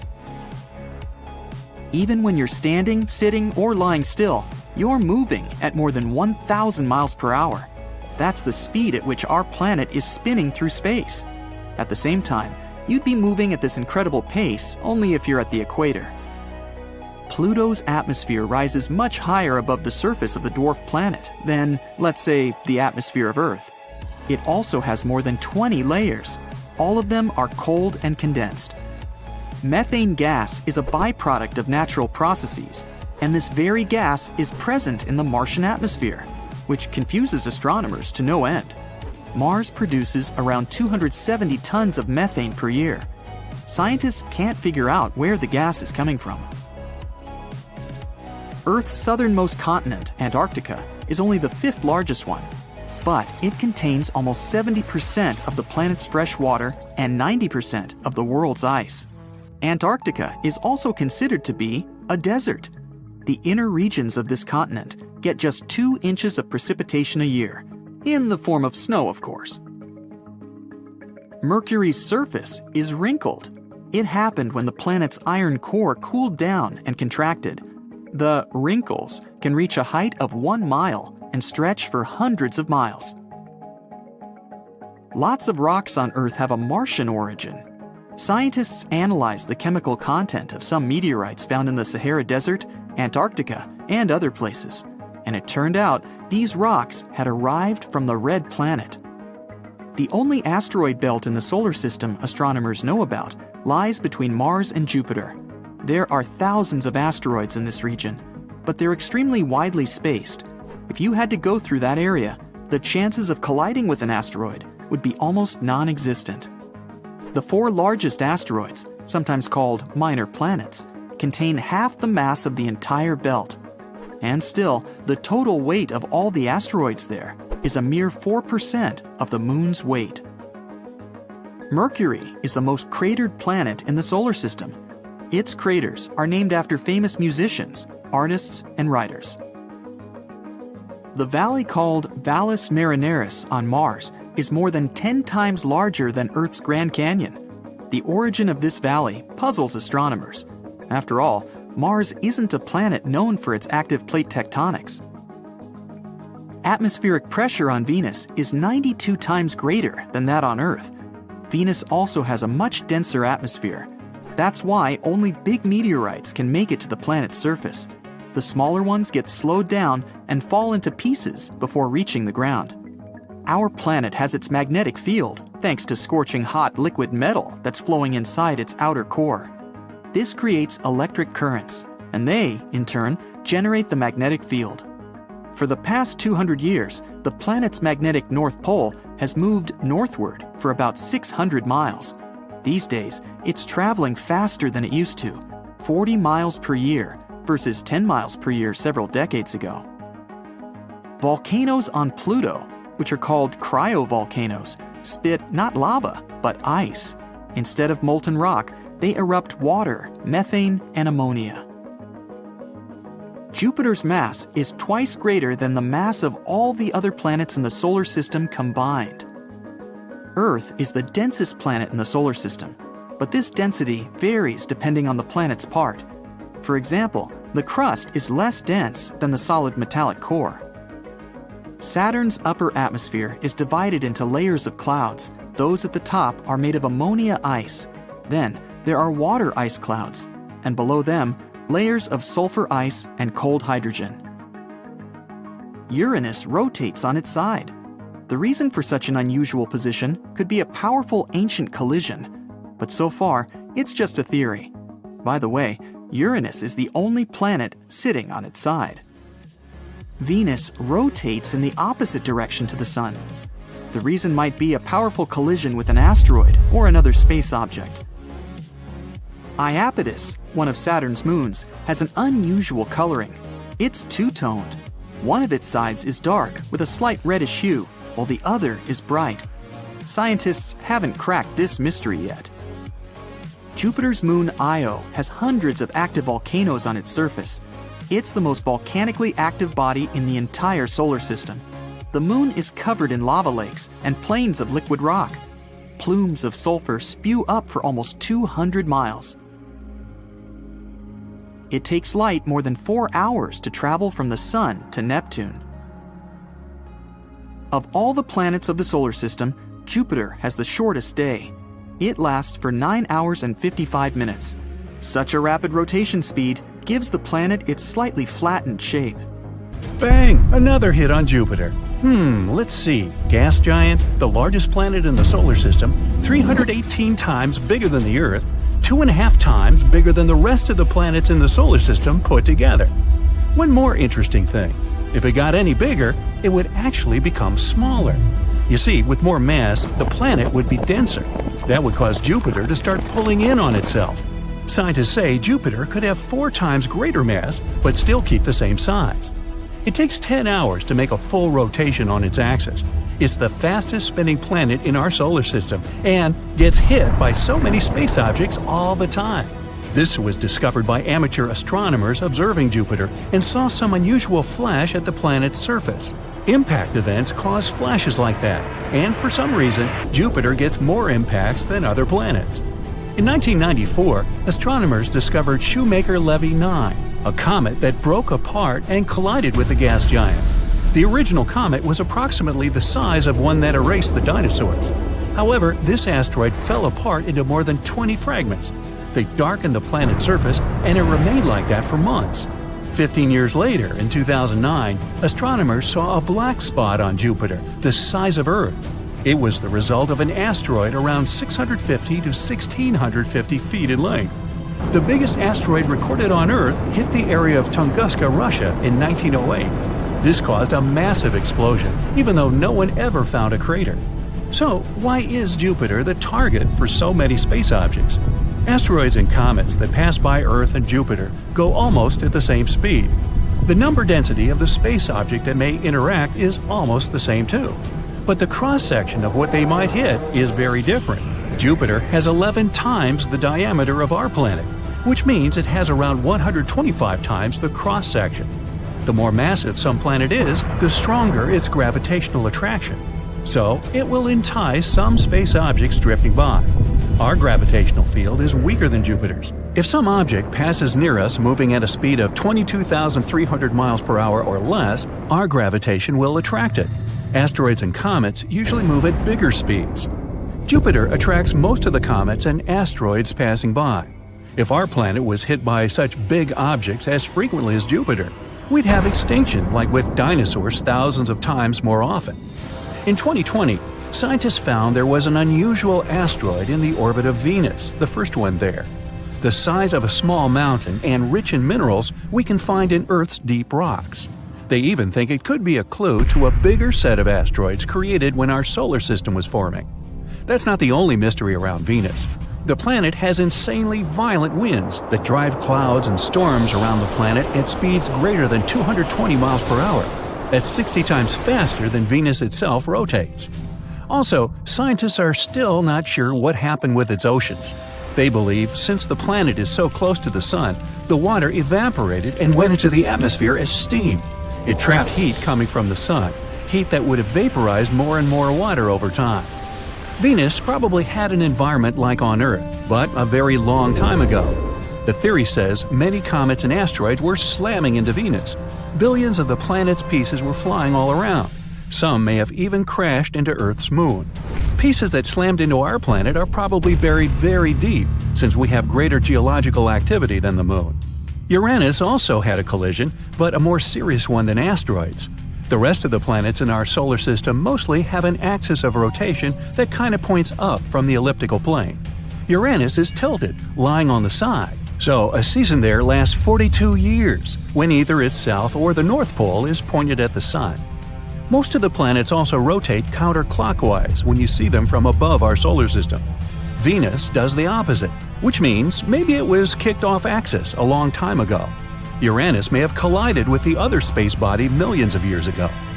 When our solar system was still very young, the orbital configuration of Saturn and Jupiter may have crossed. Their gravitational forces kind of created orbital momentum and transferred it to Uranus. That knocked it off axis. Millions of asteroids orbit the Sun, and not so many pass by Earth from time to time, so we don't have some dangerous space bodies coming toward us. The plan is to visit Mars in the 2030s, and scientists hope Mars won't be a target of some bigger space bodies. New craters are formed on the red planet every 1 to 2 days. They can be 13 feet across, which means they could have been formed by objects that are the size of a soccer ball. Since the atmosphere there is thinner than ours, smaller bodies can enter easier. Most of the Martian north is smooth lowlands. The south is higher, full of craters, and the planet's interior has a surprising amount of rare metals. The theory says this is because a big celestial body collided with Mars and tore away a part of its northern half. Debris from that asteroid circled the planet and then mixed into 2 small moons that orbit Mars. We also have some Mars rocks on Earth, found in the Sahara Desert, Antarctica, and some other places across the globe. Some of these rocks have gas that's chemically the same as the atmosphere on Mars. Rocks probably came due to a big explosion that happened when some larger asteroid or meteor that was ejected from Mars and landed on our planet. Mercury also has a thin atmosphere, so there are many smaller strikes there. Imagine waking up, going to your window, and see there are micrometeor showers every morning, which is something that happens on Mercury. This strange weather pattern shapes its atmosphere, called an exosphere. Mercury is so dense, its heavy iron core accounts for 2/3 of its total mass. Scientists think it could have been bigger in the past, but many collisions got the surface sort of scraped off. It's been constantly bombarded by rocks from space that left marks with craters. Plains on its surface seem to have been created because of volcanic lava spilling over the surface and then dried smooth. Many craters are filled with such a material, which means there's one more thing that rocked Mercury's world: volcanoes. There's an unusual group of asteroids discovered near Neptune. Wide range in sizes, from big metropolitan areas to tiny pebbles. They are thought to come from an asteroid group called the Kuiper Belt. It makes a ring well beyond Neptune.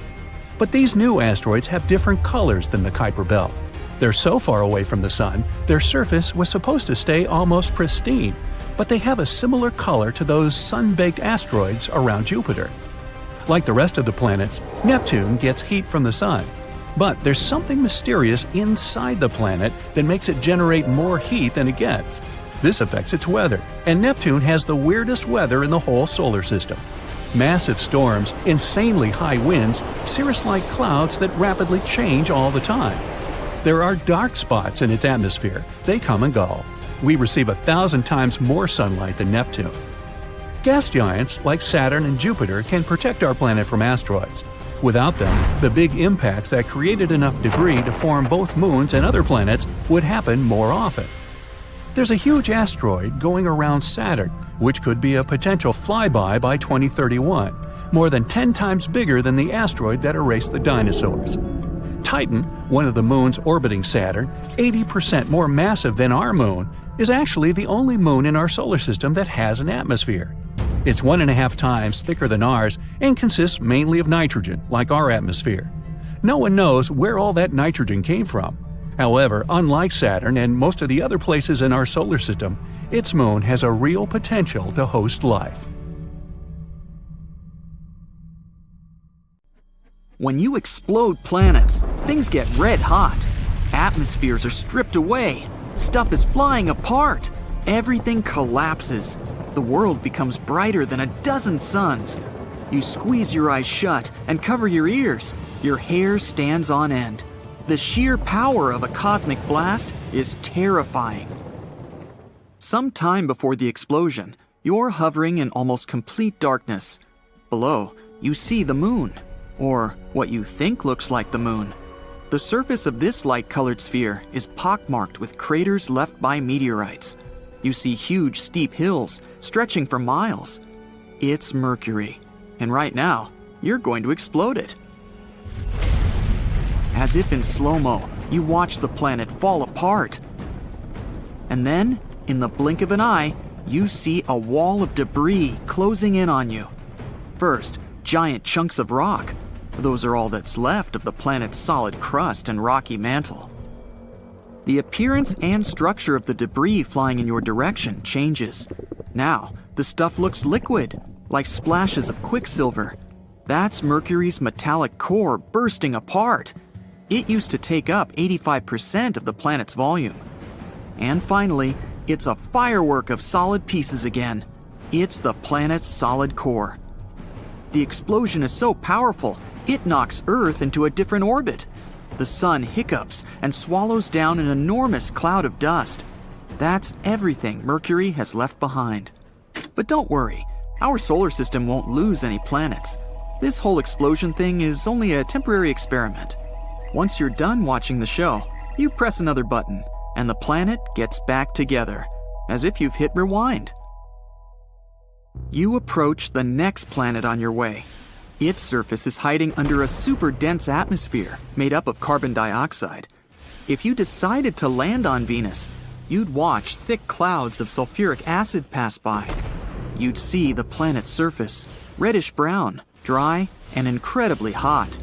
You'd probably walk across flat, smooth plains, covering 2/3 of the planet's surface. You'd gawk at volcanoes littering Venus, all 1,600 of them. Unfortunately, you won't be able to do that because you press the button. Boom! Huge chunks of basalt fly away from the center of the explosion. That used to be the planet's 12-mile thick crust. Then you spot bright burning meteors flying toward you at incredible speed. Those are chunks of Venus's molten rocky mantle. The fire rain seems endless, maybe because the mantle was 1,200 miles thick. But that's not the most massive part of the planet. The power of the explosion forces apart Venus's metallic iron core. This core used to be twice as wide as the mantle. You reach the blue marble of your home planet. What will its insides look like, scattered in space? From above, Earth looks pretty.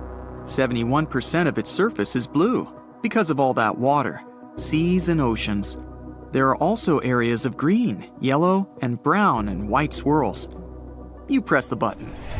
The planet bursts apart in a hailstorm of rocks. They're what's left from Earth's thin crust and much, much thicker mantle. It used to take up nearly 84% of the entire planet's volume. You see the rocky rain change into something way more liquid. It's scorching hot iron and nickel that used to make up Earth's outer core. The metals weren't under enough pressure to be solid. The bang is so powerful that it takes apart Earth's inner core. It used to be a solid ball of iron and nickel. After the pieces fly apart, they follow their own orbits around the sun. The most massive chunks crash into the moon, and some travel further and get swallowed by our star. You can't linger. The red planet is waiting for you. The surface of Mars is covered with rusty-colored dust. The thickness of the dust layer varies from area to area, but in most places, it's 7 feet thick. The ground is colored gold, brown, tan, and even greenish. The hue depends on the minerals that make up the soil. The planet's surface is rocky. It's covered with dry lake beds, craters, volcanoes, and canyons. Bang! Mars is a rocky planet. You have to dodge mountain-sized chunks of crust made up of volcanic basalt rock. What you see next looks as if you've blown up huge amounts of soft, rocky toothpaste. That used to be Mars's mantle, composed get launched in all directions. But only very few parts have enough momentum to leave the solar system. The whole event slightly changes Earth's orbit, and the temperature on our planet goes up by 18 degrees Fahrenheit. You leave rocky planets behind and close in on the first gas giant on your way. It's Jupiter. Thick brown, yellow, red, and white clouds hide its surface. They make the planet look colorful and beautifully striped. You hit the button. This time the view is different. Instead of chunks of solid crust, you see jet streams of gas accelerating from the planet's center. It's what used to be Jupiter's atmosphere, made up of hydrogen and helium gas. In no time, the matter hurtling away to space turns liquid. That's hydrogen changing its form under immense atmospheric pressure closer to the center of the planet. A bit later, the liquid is already a mixture of metallic hydrogen and helium. And finally, something solid. It was probably Jupiter's core, 14 to 18 times the mass of Earth. The gas giant's diameter was about 90,000 miles, but the blast lasts no more than half a second. The explosion of Jupiter is so strong, it evaporates smaller planets like Mars and Earth. The sun remains pretty much untouched. It gets hotter and kinda unstable for a bit, but it doesn't last long. The next gas giant on your way is Saturn. At first sight, it looks as if the planet has a surface. The seemingly solid yellowish-brown sphere is surrounded by layers of clouds. Saturn's trademark rings are awesome and colorful, gray, beige, and tan. They're actually groups of tiny ringlets that are made up of floating chunks of water, ice, rocks, and dust. These chunks range in size from specks to massive skyscraper-sized pieces. While orbiting Saturn, they keep colliding, and larger pieces get shattered. You're surprised to see that the rings aren't perfectly round. They have bends caused by the gravitational pull from the nearby moons. 53 of them are confirmed. Titan, an icy world bigger than our moon and even Mercury, is the largest. What you see looks eerily similar to what happened when you exploded Jupiter. There's only one difference. Saturn's rings break apart, sending rocks and ice flying into space at incredible speed.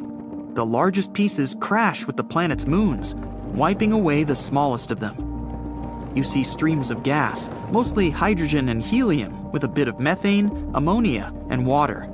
They're moving at breakneck speed away from where the center of the planet used to be. After that, splashes of liquid matter. That's liquid hydrogen that later turns metallic. And finally, the chunks of the solid core made up of rocky materials.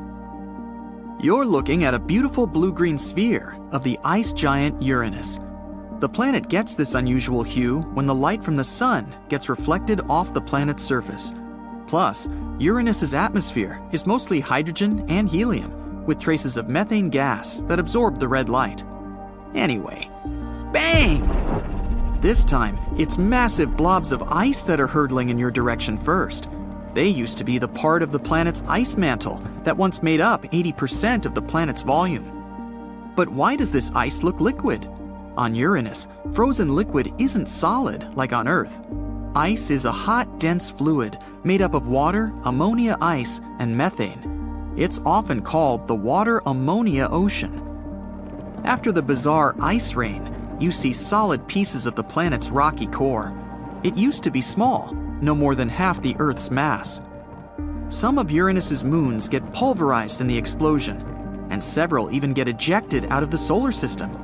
The explosion also slightly shifts Neptune's orbit. And the last planet on your way, Neptune. It looks blue because of a layer of swirling gas and permanent clouds. No time to linger. Boom! The planet doesn't have a solid surface. That's why, after pressing the button, you see Neptune's liquid mantle bursting. It looks like a water-filled balloon thrown down from the 50th floor. This sends splashes of water, ammonia, and methane ices away into space. It's followed by lava-like remains of the planet's mantle. It used to be liquid, red-hot, and rich in methane, ammonia, and water. That's what's left from Neptune's solid core, made up of iron and other metals. Okay, it seems scientists have come across a strange object in space, and they're not sure if it's a star or a planet. What we do know is that it's located 1,400 light-years away from us, and it makes us question what we thought we knew about the universe. Let me explain the dilemma here. We can tell if something is a star or a planet by considering the object's mass or the amount of stuff it has. Stars have a lot of mass, which gives them strong gravity that squeezes them tightly. Squeezing creates high temperatures inside them, causing them to shine brightly. Planets have less mass, so their gravity is weaker. They don't experience the same squeezing or high temperatures as stars. Instead, planets shine because they reflect the light from their stars, like our beautiful Earth does with our sun, too. And this weirdo falls somewhere in between, since we consider it a brown dwarf. It's a special type of big, gaseous protostars. Brown dwarfs are usually like Jupiter in terms of their atmosphere, but they are much larger in size, about 13 to 80 times. If a brown dwarf has more than 80 times the mass of Jupiter, it can start burning regular hydrogen, just like a star. That's what usually makes stars shine brightly. But normally, brown dwarfs are not as hot as stars. Their inability to burn hydrogen has even earned them the nickname of failed stars. They burn at around 4,000 degrees Fahrenheit, which is cooler than most stars. But this object defies the norm. Its temperature measures an incredible 13,900 degrees Fahrenheit. Now let's put that into perspective. The hottest day in history was reported to happen in Death Valley, California, more than 100 years ago, with a temperature of 134 degrees Fahrenheit. People back then must have felt like they were melting along with everything around them. Now imagine getting closer to the Sun, like taking a trip to Venus. Venus can reach insane temperatures of 860 degrees. It's not only about the distance, though. Mercury is the planet closest to the Sun, but it's still colder than Venus. Venus is extremely hot due to the greenhouse effect. Did you know that Venus could have been a delightful place to live a long time ago? Or at least be home to any form of life. But at some point, It started to trap carbon dioxide and eventually created this thick, smoggy oven that doesn't release heat. And that's why it's so hard to explore. The longest a probe managed to last on Venus was 2 hours. But hey, that's longer than I can do at work, and then I melt. So yeah, then you get to the Sun. Its surface burns at an incredible 9,930 degrees Fahrenheit. And what's fascinating is that this weird brown star we're talking about is hotter than that. I mean, it's not hotter than the Sun's core, whose temperatures go up to 27 million degrees, but it's still very impressive and unusual for a brown dwarf to be this hot. At least, that's what everyone thought until they realized why it was happening. The brown dwarf is remarkably close to another star that falls into the category of white dwarfs. They're so close to each other that our mysterious star makes one orbit around its white dwarf friend in just 2.3 hours. Woo! How old we'd be over there! Since they're this close, they're tidally locked like our Moon and Earth. That means one side of this brown dwarf always faces the white dwarf, and the other side is forever in darkness. Because of all this, our brown dwarf is superheated on one side only. So its day side is what got us confused.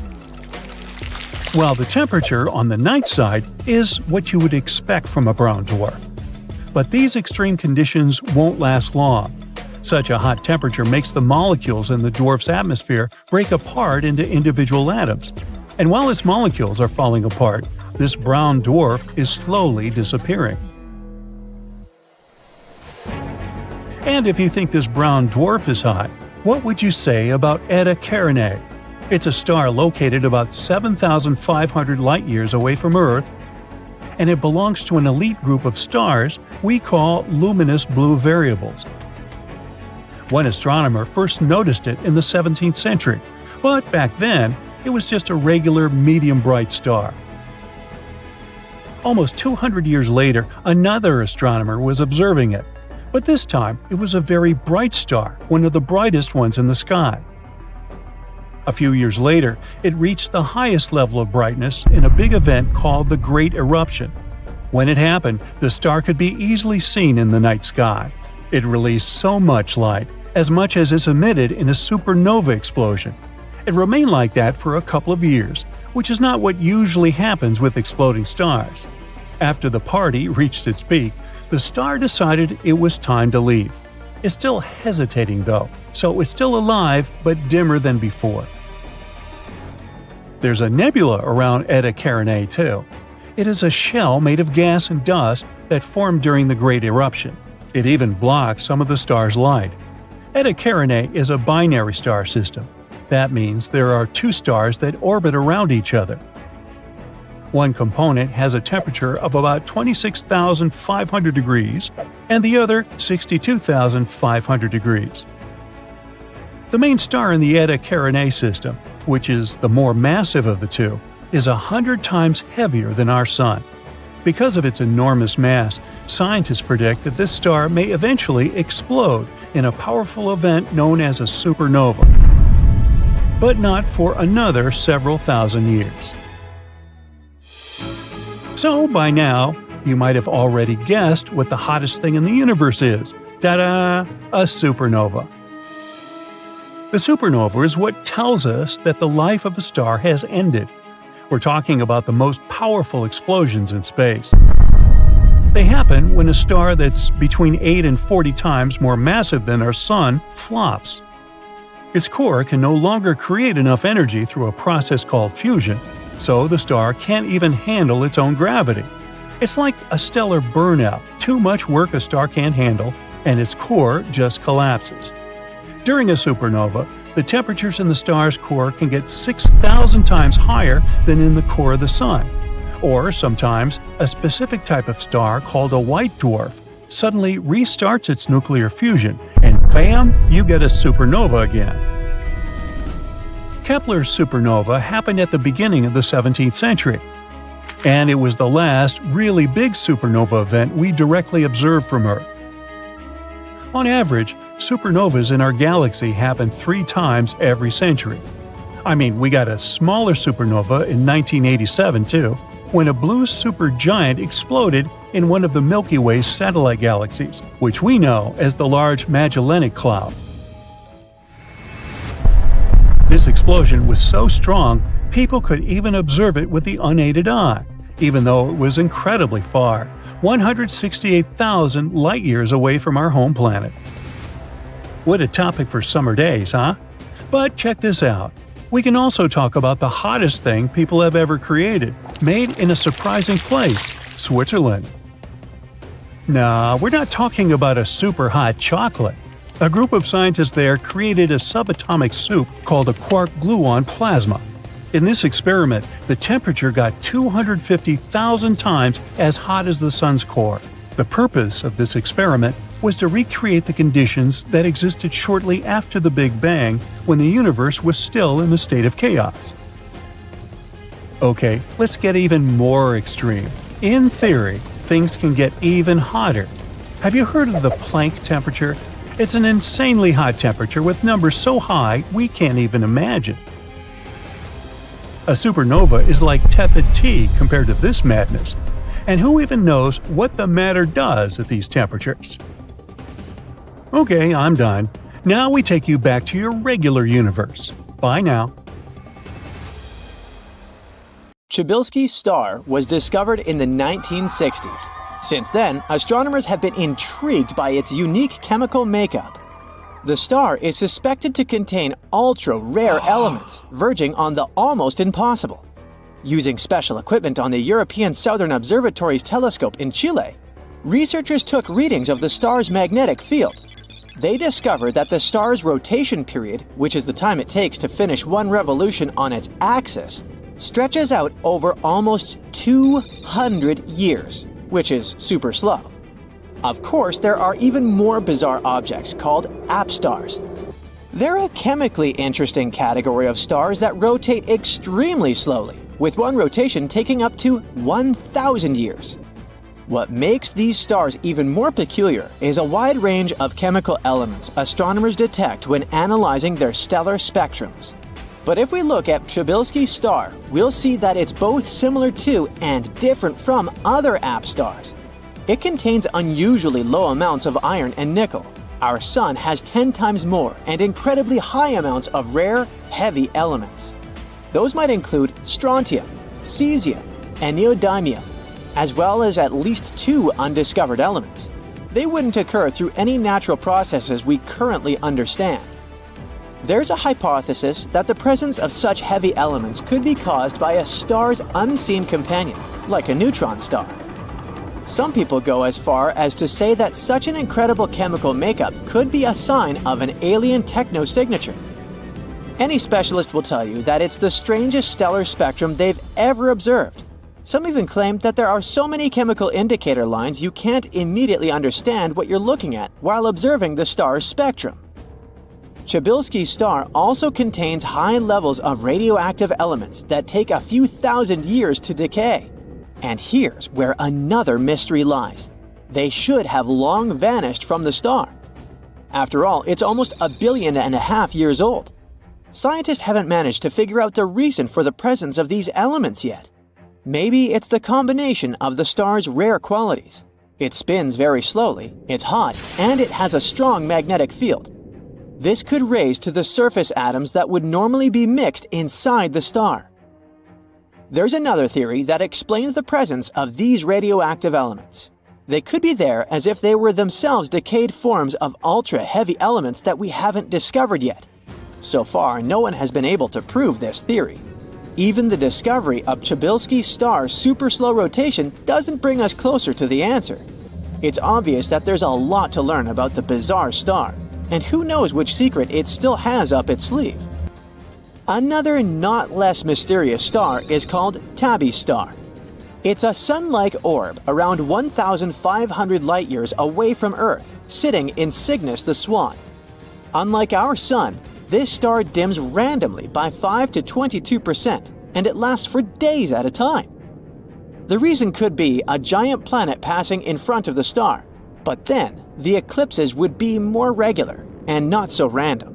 And if it was a Jupiter-sized planet, it would also need to block around 1% of the star's light, which would make it unique and unlike anything we know.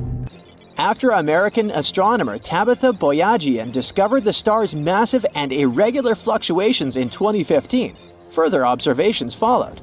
They show that the overall magnitude of the star has been gradually dimming over the years. Some theories trying to explain this phenomenon are quite believable. For example, some scientists think that these brightness changes are intrinsic to the star. They could be caused by its magnetism or changes in heat flow in its interior. Other ideas are more daring, including some kinds of activity of an extraterrestrial civilization. One of the most plausible theories, though, is that the dimming is caused by the chunks of an orphaned exomoon. It could have been pulled away from its parent planet by gravitational interactions with Tabby's star. As the moon approached the star, it exploded, sending dust clouds into stellar orbit. These countless chunks of rock and dust are now moving between Tabby's star and Earth in a giant, clumpy cloud.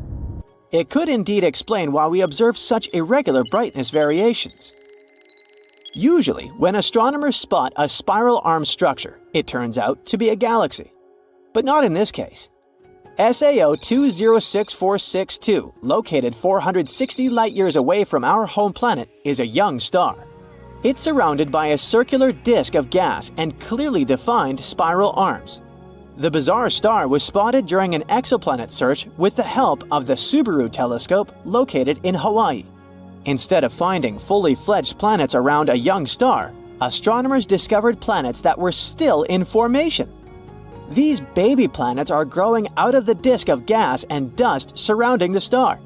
The disk extends out to around 80 astronomical units, which is twice the orbit of Pluto. At least 2 of these planets have stretched the disk into its extremely unusual spiral shape. A different planet is responsible for each arm. In our home galaxy, there's a giant star that is a real stellar wind machine. At the moment, this monster is just waiting to burst and send a wave of radiation and hot gas towards Earth. All because it's a Wolf Rayet, a star which is at that precarious point before it goes supernova. Its core doesn't have any more helium left to burn. Instead, the star is forced to churn through much heavier elements, for example, oxygen. Unfortunately, it disrupts the careful balance between gravity and fusion, leading to the star shedding its layers. When the oxygen eventually runs out, the star will go supernova, but this time the show will be different. The thing is, WR104 is 1/2 of a binary pair, which means that 2 stars are feeding into each other, spinning up their stellar winds. It will continue until they start going incredibly fast. Is the potential explosion going to harm Earth? On the one hand, we're far away enough for even a directed supernova to not hurt our planet. At the same time, there's a threat of an extremely dangerous gamma-ray burst. Luckily for us, it takes a very specific and unlikely train of events for a Wolf Rayet to produce a gamma-ray burst. Plus, even if it does, the star might be pointed far away enough for the danger to miss us. Anyway, astronomers are still watching the star, just in case. A star sitting in the constellation of Centaurus keeps a secret not many know about. At first glance, it looks like a dim white dwarf, but when astronomers analyzed it, it turns out to be incredibly dense. Take the mass of the Sun and cram it into something that is only 1/3 the diameter of Earth.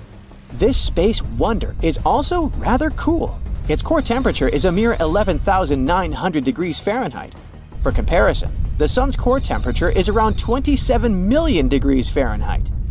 At such low temperatures, stars begin to vibrate. And then, scientists can use these vibrations to sneak a peek inside a star. And in the case with the star in question, which was later named Lucy, they discovered that its carbon core had crystallized. In other words, it formed a giant diamond 10 billion trillion carats in size. Since the discovery of Lucy, a few other crystallized stars have been spotted. Some of them have diamond hearts the size of our planet. The last bizarre star for today is called Vega, and it's squashed. The star's bulging waistline is caused by an extremely high spin rate. Vega rotates once every 12.5 hours. This pushes the material around its equator outward. It also leads to the phenomenon known as gravity darkening, when stellar material further from the center of the star experiences less gravity, which makes it cooler and darker. So when Vega faces Earth pole end on, it looks perfectly round. But the dark halo around its middle is a telltale sign of Vega's oblate shape. Something's moving toward our planet that could end all life on Earth. It's a regular needle, weighing about 5 grams. You're probably wondering why it's so dangerous. Can something that small really do any harm? It's hard to say, because it's moving at the speed of light, and we don't really know what will happen when it hits. That's because the idea itself is hypothetical, so it leaves us with a bunch of questions. Here's the first one.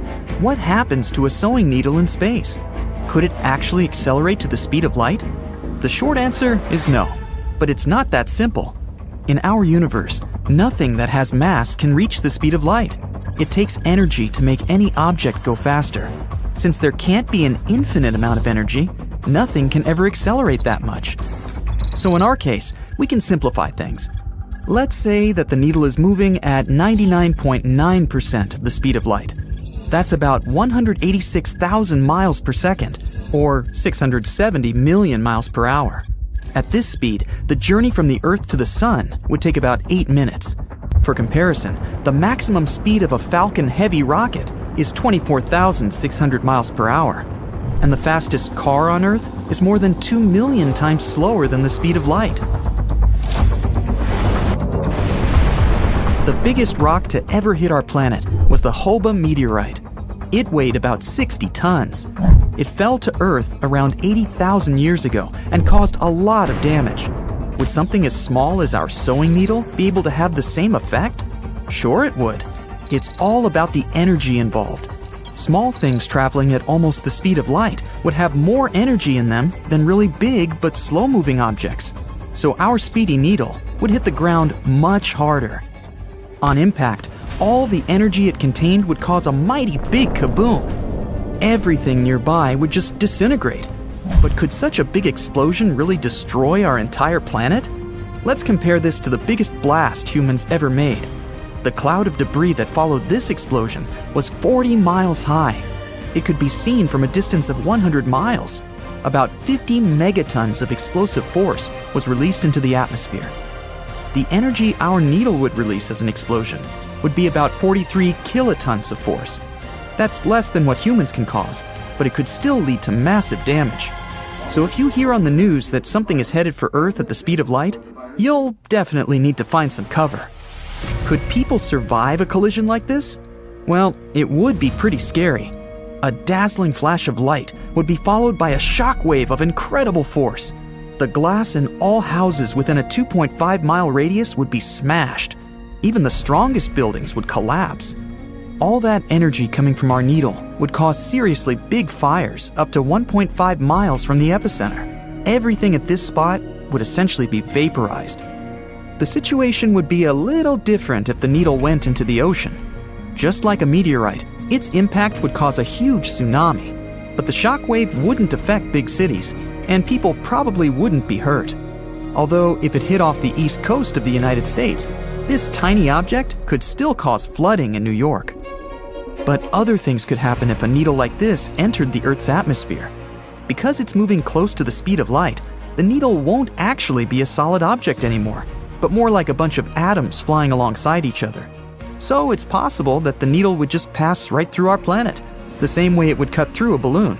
It would happen very quickly, in a split second. No one would even notice, and people would just go about their business. But here's the most incredible possibility. What if the needle hit a person? Well, there's a very small chance of that happening, just 1 in 1.6 million. Although something similar happened at least once, when 2 men in Turkey experienced rain made of rocks in 1888. But let's get back to our needle going at light speed. If the human body completely absorbed all that energy upon impact, it would just disintegrate. But there's another possibility as well. The needle could weaken the bonds between molecules and atoms in your body and pass right through them without causing any pain. You'd just feel something like a mosquito bite. Of course, it would still leave its mark. the needle would make a perfect hole in your body. But so long as it didn't go through your vital organs, you'd be fine. Plus, you could boast about your incredible good luck. The chance of a space needle hitting you is almost like winning the lottery. So it seems a needle moving at light speed wouldn't do that much harm. It might create a big crater in one spot, but the world would be all right overall. But what if something much bigger than a needle flew towards Earth? In 2013, a large meteorite entered the atmosphere above Russia. Luckily, most of it burned up before it reached the ground, but the largest piece of it that survived weighed slightly over half a ton. The meteorite exploded about 14.5 miles above the surface and lightly damaged more than 7,000 buildings. About 1,500 people were injured, but it was only moving at about 37,000 miles per hour. What would happen if it had accelerated to close to the speed of light? An object this big, moving at a speed of nearly 186,000 miles per second, would have an enormous amount of energy. Its impact would basically wipe out an entire continent. The blast wave would have such force that it would completely circle the planet and pull down absolutely everything in its path. The tsunami caused by the explosion would wash our civilization into the ocean. Humans would only survive if they made it to very deep underground bunkers. But once the dust settled and we went back up to the surface, we would find that there was nothing alive left on Earth. It would be more or less the same as when a meteor destroyed the dinosaurs millions of years ago. It's true that that meteorite didn't move as fast, but it was just as big. Of course, our planet recovered from that impact, and life returned. There is actually an object moving around in our solar system right now that could destroy half the Earth: Halley's Comet. It weighs about 220 billion tons. That's a whole lot of zeros. By the way, this comet has come close enough for us to spot it at least 30 times. The last time it could be seen was in 1986, but we'll have a chance to see it again in the not-too-distant future. Its next appearance is predicted for July 2061. If an object like Halley's Comet hit the Earth at the speed of light, it would completely change the shape of our planet. The blast would form a crater the size of Eurasia. After a blow like that, the Earth would never be the same again. Now let's talk about something that's a little more real, although it's seriously weird. Is there anything out there in the universe that can move at the speed of light? Well, almost. Scientists have discovered that some superactive galaxies can spit out hot blobs of gas the size of Jupiter. These galaxies are called blazars. When they studied the blobs, the scientists scratched their heads in confusion because the speed of these things is about 99.9% the speed of light. To accelerate something as big as a bowling ball to that speed would take all the energy produced on Earth for an entire week. So imagine how much you'd need to fire off a Jupiter-sized lump into space. The chances are that these blobs are getting all that energy from supermassive black holes inside the blazars. The hole itself absorbs tons of particles, but also accelerates others and pushes them out into space. Now, I'll bet you remember the furthest planet from the Sun is Neptune. When European astronomers argued about what to call the newly discovered eighth planet back in 1846, they settled on the name of the Roman deity of the sea. This ice giant is 4 times the size of Earth. And if our planet was the size of a nickel, Neptune would be as large as a baseball. At the same time, the ice giant is 17 times as heavy. If you were approaching this icy world, it would seem blue and perhaps inviting. But this blue surface is actually a layer of swirling gas and permanent clouds. So don't get your hopes up. You wouldn't be able to land on this planet. Its mantle, made up of water, ammonium, and methane ice, is the closest thing Neptune has to a surface. But even down there, there isn't solid ground for you to walk on. Anyway, this distant planet is surrounded by mystery, and astronomers haven't cracked all of it yet. Why are the winds on Neptune so fast? Why does this world shed more heat than it gets? Why is its magnetic field offset? And what is the Great Dark Spot? Well, let's try to find some answers. Neptune is around 30 times as far from the Sun as our home planet. That explains why studying this distant world is so difficult. It also means that the planet gets way less light and heat from our star. But at the same time, Neptune radiates a lot more heat than is taking. If we compare Neptune to nearby Uranus, we'll see that even though Uranus is closer to the Sun, it emits almost the same amount of heat as Neptune. Astronomers don't know for sure why it happens yet, but of course there are theories because they're scientists.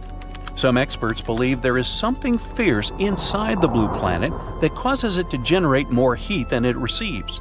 It might be the reason for Neptune's huge differences in temperatures, from minus 260 degrees Fahrenheit at the planet's rigid cloud tops to more than 12,000 degrees at the core of the ice giant. So you're going to want to dress in layers. Now, such temperature variations might be the reason for powerful windstorms. Their speed can reach 1,200 miles per hour. For comparison, the most powerful winds on Earth move at a speed of 250 miles per hour. Another curious thing about Neptune's winds is that they are blowing westward, which is backward to the rotation of the planet. A study published in 2013 supposed that the winds on Neptune would appear in thin layers no more than 600 miles thick. Such a shallow depth might mean that condensing and evaporating moisture could produce those crazily fast air currents. Then there's the issue of Neptune's magnetic field being offset. If you were to overlay a magnet on this planet, it wouldn't line up with the center. Astronomers aren't sure why it happens. Magnetic fields are produced by moving currents, and all the planets, including Earth, are believed to have some conductive material moving in their bellies. But with Neptune's belly, it's a bit different. Its magnetic field is tilted at 47 degrees to the planet's rotation, which means that the rotation and magnetism aren't aligned inherently. And don't forget about the Great Dark Spot. No, I'm not talking about the most massive storm in the solar system. That one is called the Great Red Spot and is located on Jupiter. I mean a corresponding spot on Neptune discovered by Voyager 2 in 1989.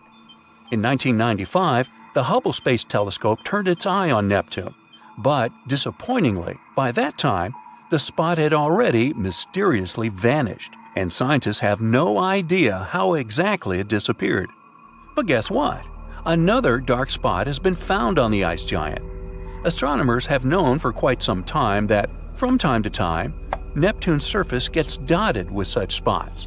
These bizarre discolorations have been linked to high-pressure areas, coming and going over the course of a few years. But no one has seen a dark spot forming until recently. Since then, astronomers have been observing the birth of dark spots quite regularly. Now they have a much better idea of where and when these huge vortices might form. Now, despite assumptions, astronomers once thought Neptune was a boring, featureless world. The ice giant has a hyperactive atmosphere. It's turbulent, with cloud ripples and severe storms. Plus, this planet has a ring system. Disappointingly, those rings are not distinct hula hoops circling Neptune, like those of Saturn. The ice giant's rings are weirdly chunky and contain gobs of material that form arcs in the outer ring. Astronomers explain that these clumps are actually places where loads of ring particles are stuck together. What it means is still unclear. But my favorite thing about Neptune is this one. Astronomers believe that deep inside the planet, there might be a layer where it rains diamond crystals. Intense pressure and temperature inside Neptune break methane molecules apart, releasing carbon. These carbon compounds find their fellow molecules and create long chains, which then get squeezed together, forming beautiful crystalline patterns like diamonds. When these diamond formations drop through the layers of Neptune's mantle, it gets too hot for them. That's why they vaporize, float back, and, you guessed it, repeat the cycle. Now you know why it's called diamond rain. How about a fun little experiment? Let's say we exploded Neptune, in the name of science, of course. As you already know, this planet doesn't have a solid surface. That's why, after activating the process, you'd see Neptune's liquid mantle burst. It would look like a water-filled balloon thrown down from the 50th floor. Disclaimer, don't do this at home. The impact would send splashes of water, ammonia, and methane ice away into space. It'd be followed by lava-like remains of the planet's mantle, liquid and red hot. And then there would be a hurricane of solid rocks. That's what would be left from Neptune's solid core made up of iron and other metals. Okay, let's put this pretty ice giant back together. I've got one more experiment for you. Let's replace the Moon, yes, our good old satellite, with Neptune. The ice giant is definitely way larger than the Moon. The planet would look like a bright blue hot air balloon in the sky, and we would see it not only at night but also during the day. It would appear to be 15 times larger than the Sun. If everything else remained the same, solar eclipses would seem to continue for ages. Once the Sun vanished behind Neptune's edge, our planet would be plunged into complete darkness for no less than an hour and a half. And since Neptune is also much more massive than Earth, its gravitational pull is much stronger. That's why, instead of getting itself a powerful companion and protector, our planet would end up as a satellite. Yep, Neptune's moon. It would orbit Neptune slightly further than its own largest moon, Triton, and there would be a great risk of Earth colliding with this space body. But let's assume we were lucky enough not to cross paths with any of Neptune's satellites. Even so, we would have more than enough problems. Tides on our planet would be 1,000 times more powerful than those caused by the Moon. Neptune's gravitational force wouldn't pull Earth apart, but it would heat our planet up. Like we need more of that, huh? The seismic activity would increase, setting off earthquakes and volcanic eruptions. Well, that sounds unsettling, so let Neptune remain where it is now. I'm okay with a good old moon. Now we're done with the experiments, but hear me out. Beyond the orbit of Neptune, there's a mysterious Kuiper belt filled with massive icy objects. The most curious thing about this space formation, though, is that scientists fail to explain the pattern of its movement. The only explanation they have is that Neptune might be hiding another big planet from our sight. Are they in cahoots? This hypothetical planet has already got the name Planet 9, and all we have to do is wait until its existence is confirmed. Or not. Imagine a being so powerful it can suck in entire galaxies, so mysterious it's invisible to the naked eye, and so impressive it bends the very fabric of space and time to its will. Yes, meet my mother. Just kidding. Actually, meet the ultimate superhero of the universe, the black hole star. What is it and how does it work? Well, let's find out. The universe is full of marvels, and the black hole star is one of the most impressive ones. It's a supermassive force that can bend the laws of physics, and a true enigma for scientists to unravel. No wonder science fiction writers find them so captivating. A black hole star, also known as a quasi-star, is a hypothetical type of extremely massive and luminous star that may have existed early in the history of the galaxy. They're predicted to be as luminous as a small galaxy, but unlike modern stars, they weren't powered by nuclear fusion in their cores. A quasi-star's energy would come from material falling into a black hole at its core. And yes, just like a normal black hole, these stars have the power to suck in anything and everything that gets too close, including stars, dust, and even entire galaxies. But how is it possible that the star is born from a black hole? And what's more, how do they continue to coexist together? Well, first let's discuss how black holes are born in general. It all starts with a supermassive star, one that is at least a few times more massive than our own Sun. This giant of a star burns bright and hot, shining with the light of 1,000,000 suns. But eventually, it runs out of fuel and its fate is sealed. As its lifespan comes to an end, it makes one final massive boom, a blast so powerful it can outshine an entire galaxy. This blast is called supernova. During this boom, the outer layers of the star fly away, while the core gets squished together by its own gravity. If the squished core is heavy enough, it can keep squishing until it becomes a black hole. And just like that, a black hole is born. Don't even try to put diapers on this thing. Now, this cosmic monster baby can continue to grow by swallowing up anything that comes too close, including stars, dust, and even entire galaxies. This is basically what's happening now in our universe with supermassive stars. But what about quasi-stars? The formation of a quasi-star could only happen early in the development of the universe, before hydrogen and helium were contaminated by heavier elements. And because of that, quasi-stars have one important feature. They are gigantic, so enormous that it's literally impossible to imagine. They may have been dwarfing even the largest known modern stars, like VY Canis Majoris and Stephenson 218. No wonder they're so scary. They were born from protostars, one of the first stars in the universe, the great-great-grandfathers of, everything. So now imagine a protostar so massive that its core collapses into a black hole, just like we described before. But the key difference is that in a regular supernova, the outer layers of the star are blown away by the energy released during the boom. Meanwhile, in a quasi-star, these outer layers are massive enough to absorb the energy without being blown away. What do we get in the end? A star with a black hole in its core that weighs from 1,000 to 10,000 solar masses. This quasi-star is about 14,000 times bigger than our Sun, which makes them bigger than any star we know today. These celestial titans have some pretty crazy properties. Once a black hole is formed at the center of a giant protostar, it starts to give off a ton of energy. This energy helps to balance out the force of gravity, making it kind of a giant fusion-based star. They would be so bright that each one would look like a small galaxy. Quasi-stars would have a pretty short lifespan, around 7 million years. Just for comparison, our Sun is about 4.5 billion years old, and it's only halfway through its lifetime. But either way, during this short period, the black hole at the center would grow to be about 1,000 to 10,000 times the size of our Sun. Quasi-stars are also thought to be super hot, with temperatures reaching over 17,500 degrees. But as a quasi-star gets older, it starts to cool down, and its outer layers become see-through. Eventually, it cools down to a temperature of 6,740 degrees, and at that point, it's curtains for the quasi-star. It can't survive at that temperature, so it just dissipates, leaving behind an intermediate mass black hole.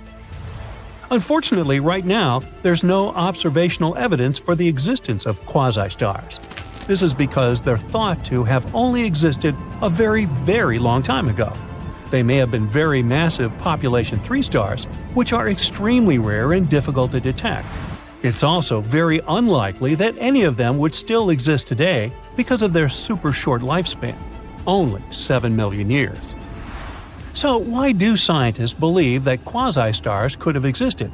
Because they're looking for ways to explain how supermassive black holes formed so early in the history of the universe. They're found at the center of most galaxies. But how could these monsters have formed so quickly? After all, it takes a really long time for small black holes to grow into supermassive ones. This is where the idea of quasi-stars come in. These stars aren't just destructive forces of nature. They're like the black belts in the martial art of gravity. They can bend and twist anything to its will. That's why these stars, if they really existed, had to play a crucial role in the evolution of galaxies. They must have been instrumental in shaping the universe as we know it. So, those intermediate-sized black holes that they left behind could eventually turn into supermassive black holes in the center of galaxies. But we're still yet to solve this cosmic mystery. Detection and study of black hole stars is like trying to find a needle in a haystack.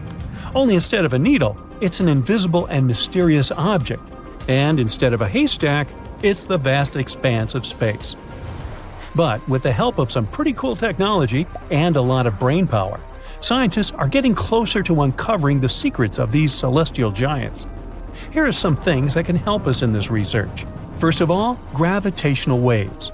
They're like ripples in the fabric of space-time, caused by the movement of massive objects. Albert Einstein predicted them way back in the 20th century, but they were finally detected only in 2015. We caught them by observing the collision of 2 black holes. This discovery confirmed that black holes can merge and that they're a powerful source of gravitational waves. Scientists think that by studying these waves, they can learn more about how black holes form and grow. We can also try to detect quasi-stars by observing the effects of their gravity on nearby objects. It's like trying to spot a criminal by their fingerprints. For example, if a black hole is located near a star, scientists can observe the star's light being distorted as it's pulled toward the black hole. And of course, we can use our technologies, such as X-ray, infrared, and radio telescopes. This allows us to study black holes in various ways and at different stages of their lives. In other words, scientists are working hard to uncover the secrets of these celestial giants. We develop new telescopes, search for primordial black holes, and try to understand the connection between black hole stars and dark matter. And we're making some pretty incredible discoveries, just like with gravitational waves. All these things will bring us closer to uncovering the secrets of quasi-stars. And when we find out the truth about them, it will become a new page in our scientific history. What would it be like to live on a planet traveling around a star so huge that, in comparison to it, our sun looks like a tiny speck of dust? Well, you could find it out if you manage to visit a planet orbiting WOH G64. It's a red supergiant, an enormous star dwelling in the Large Magellanic Cloud, which is a satellite galaxy located not too far away from our home Milky Way galaxy. Red supergiants in the Large and Small Magellanic Clouds provide an excellent opportunity to observationally test the current stellar evolution theory for massive stars. WOH G64 is likely the largest star we have found so far. It's a real heavyweight emitting an incredibly bright light. To understand the sheer size of this mega star better, let's put it into perspective. Compared to our star, the radius of WOH G64 is around 1,540 times bigger. In other words, it's like comparing a tiny grain of sand to a basketball. If we placed WOH G64 at the center of the solar system, the surface of this star would extend past the orbit of Jupiter, swallowing up Mercury, Venus, Earth, Mars, and Jupiter itself. You see, the average radius of Jupiter's orbit is around 1,000 times the radius of the Sun. As for Saturn, the radius of its orbit is around 2,000 times the radius of the Sun. That's why WOH G64, with its average radius being 1,500 times the radius of the Sun, fits right in between. Oh, and if you spread out the star's dust envelope, it would cover a distance of about 1 light year, or 5.88 trillion miles. The star is not only ginormous, but also immensely bright. In fact, it's one of the most luminous stars we know of. Luminosity is the total amount of energy a star emits per unit of time. And the light coming from WOH G64 is around 282,000 times brighter than the light from our sun. But perhaps one of the most amazing features of WOH G64 is the dust envelope surrounding it. In 2007, astronomers, with the help of the Very Large Telescope, discovered that WOH G64 was surrounded by a torus-shaped cloud. It's so thick that to some extent it obscures the star. The dust envelope is made up of the material the star has expelled, and it contains between 3 to 9 times the mass of the Sun. The star we're talking about was discovered in the 1970s by Bengt Westerlund, Olander, and Hayden. That's where the WOH in the name of the star comes from. It's an abbreviation made up of the first letters of the discoverers' names. By the way, Westerlund also discovered another remarkable red supergiant, Westerlund 126. It was spotted in a massive star cluster called Westerlund 1 in the constellation of Ara. But back to WOH G64. Scientists have noted that this star lies very close to or even beyond the Hayashi limit. It is a theoretical constraint upon the maximum radius of a star for a given mass, a condition where the inward force of gravity is matched by the outward pressure of the gas. By now, the star WOH G64 has reached such an evolved state that it can no longer hold onto its atmosphere because of super low density, high radiation pressure, and relatively opaque products of thermonuclear fusion. That's why its average mass loss is among the highest known to us so far. It's unusually high even for a red supergiant. WOH G64 also shows an unexpected spectrum of nebular emissions. The hot gas is rich in nitrogen and has a radial velocity more positive than that of the star, which is quite an unusual phenomenon. The star might have a potential companion, an O-type main sequence star. If it turns out to be true, then WOH G64 will be classified as a binary star. At the same time, So far, there have been no confirmations of this theory, partly because the intervening dust clouds make the examination of the star very difficult.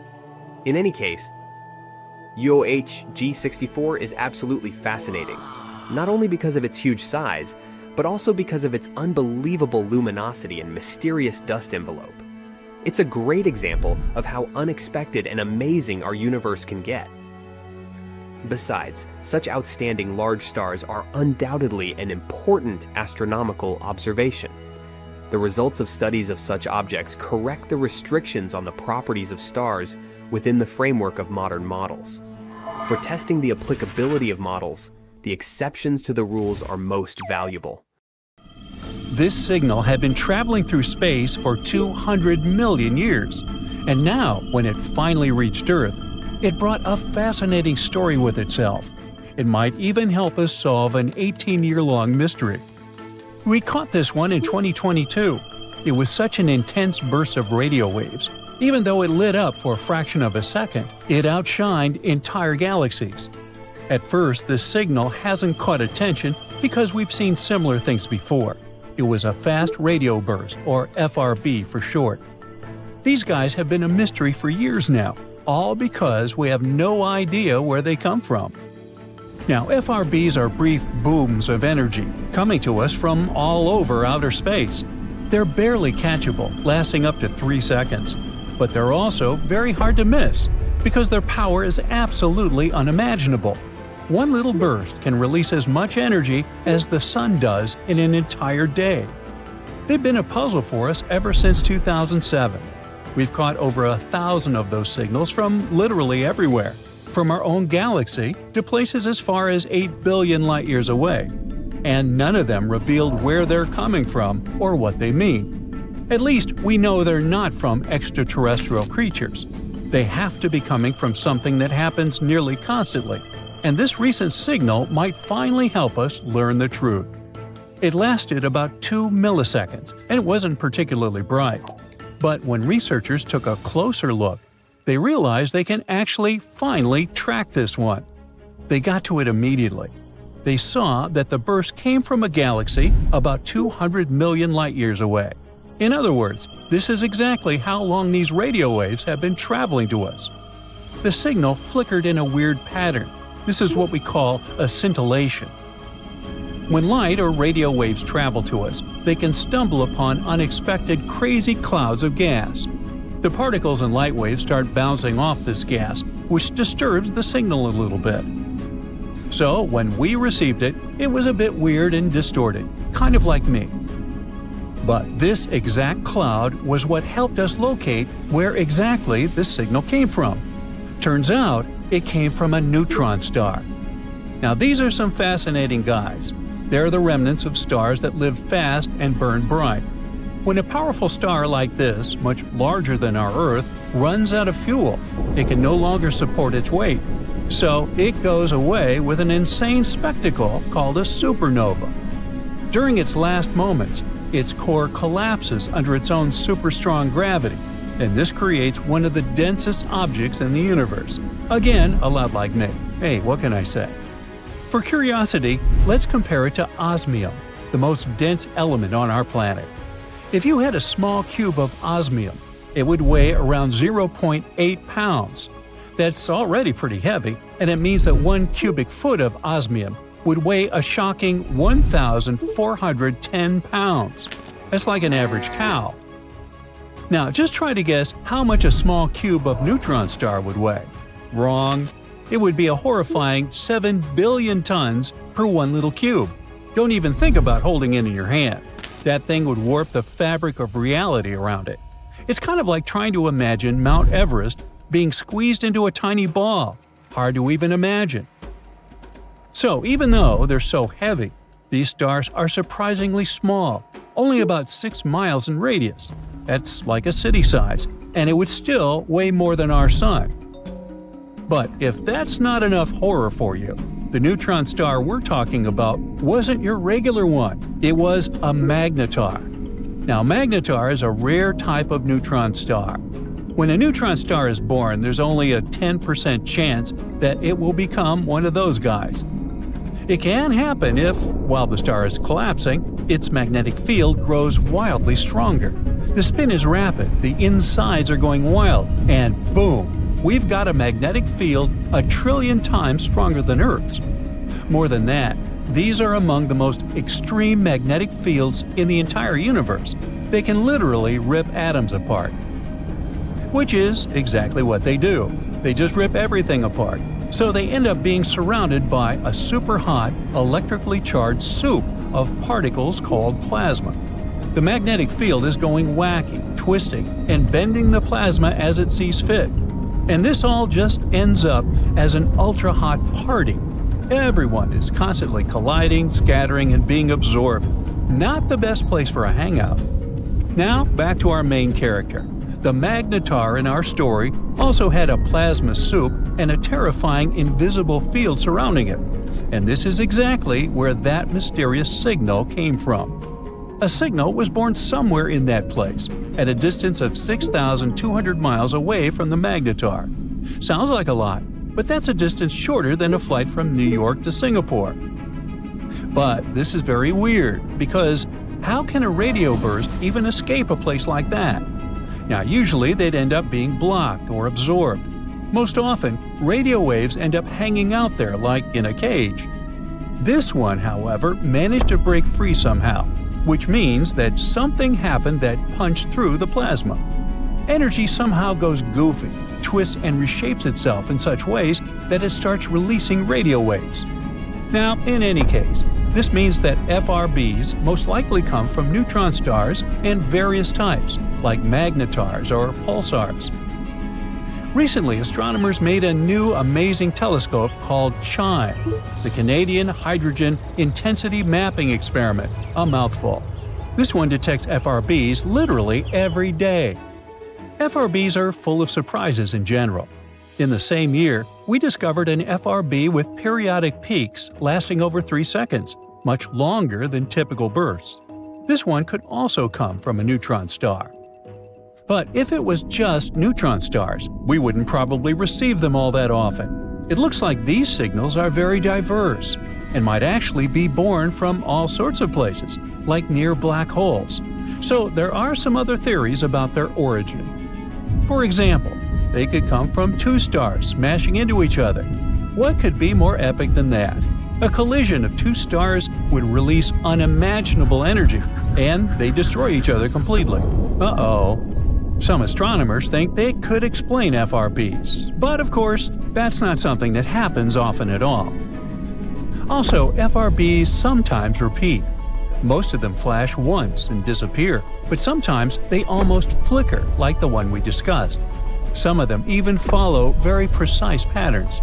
For example, one well-known repeater follows a 16-day cycle. It goes crazy for about 4 days and then goes quiet for 12 days before starting again. This one is hard to explain even with neutron stars. There has to be some unique astrophysical mechanism at play. Maybe something that orbits something else. But anyway, a star's collision would only explain signals that flash once and never again. Another possibility is the blitzar. It's a goofy name for a very dramatic idea. A neutron star turning into a black hole. Once again, an event like that unleashes a huge burst of radio waves. But, again, an occasion like that would be incredibly rare, and the signals aren't supposed to repeat. Black holes themselves are a pretty good option, though. They're central to many FRB theories. Could these bursts come from a neutron star falling into a black hole? Or from a collapsing black hole itself? Maybe even dark matter interacting with a black hole? Hey, who knows? Let's just throw all the ideas in there. Of course, the thing that everyone's most excited about is extraterrestrial civilization. Maybe not all of these bursts, but at least some of them could be signals from our intelligent neighbors. But like we said, that's very unlikely, considering that the signals come from all over the sky and many different distances.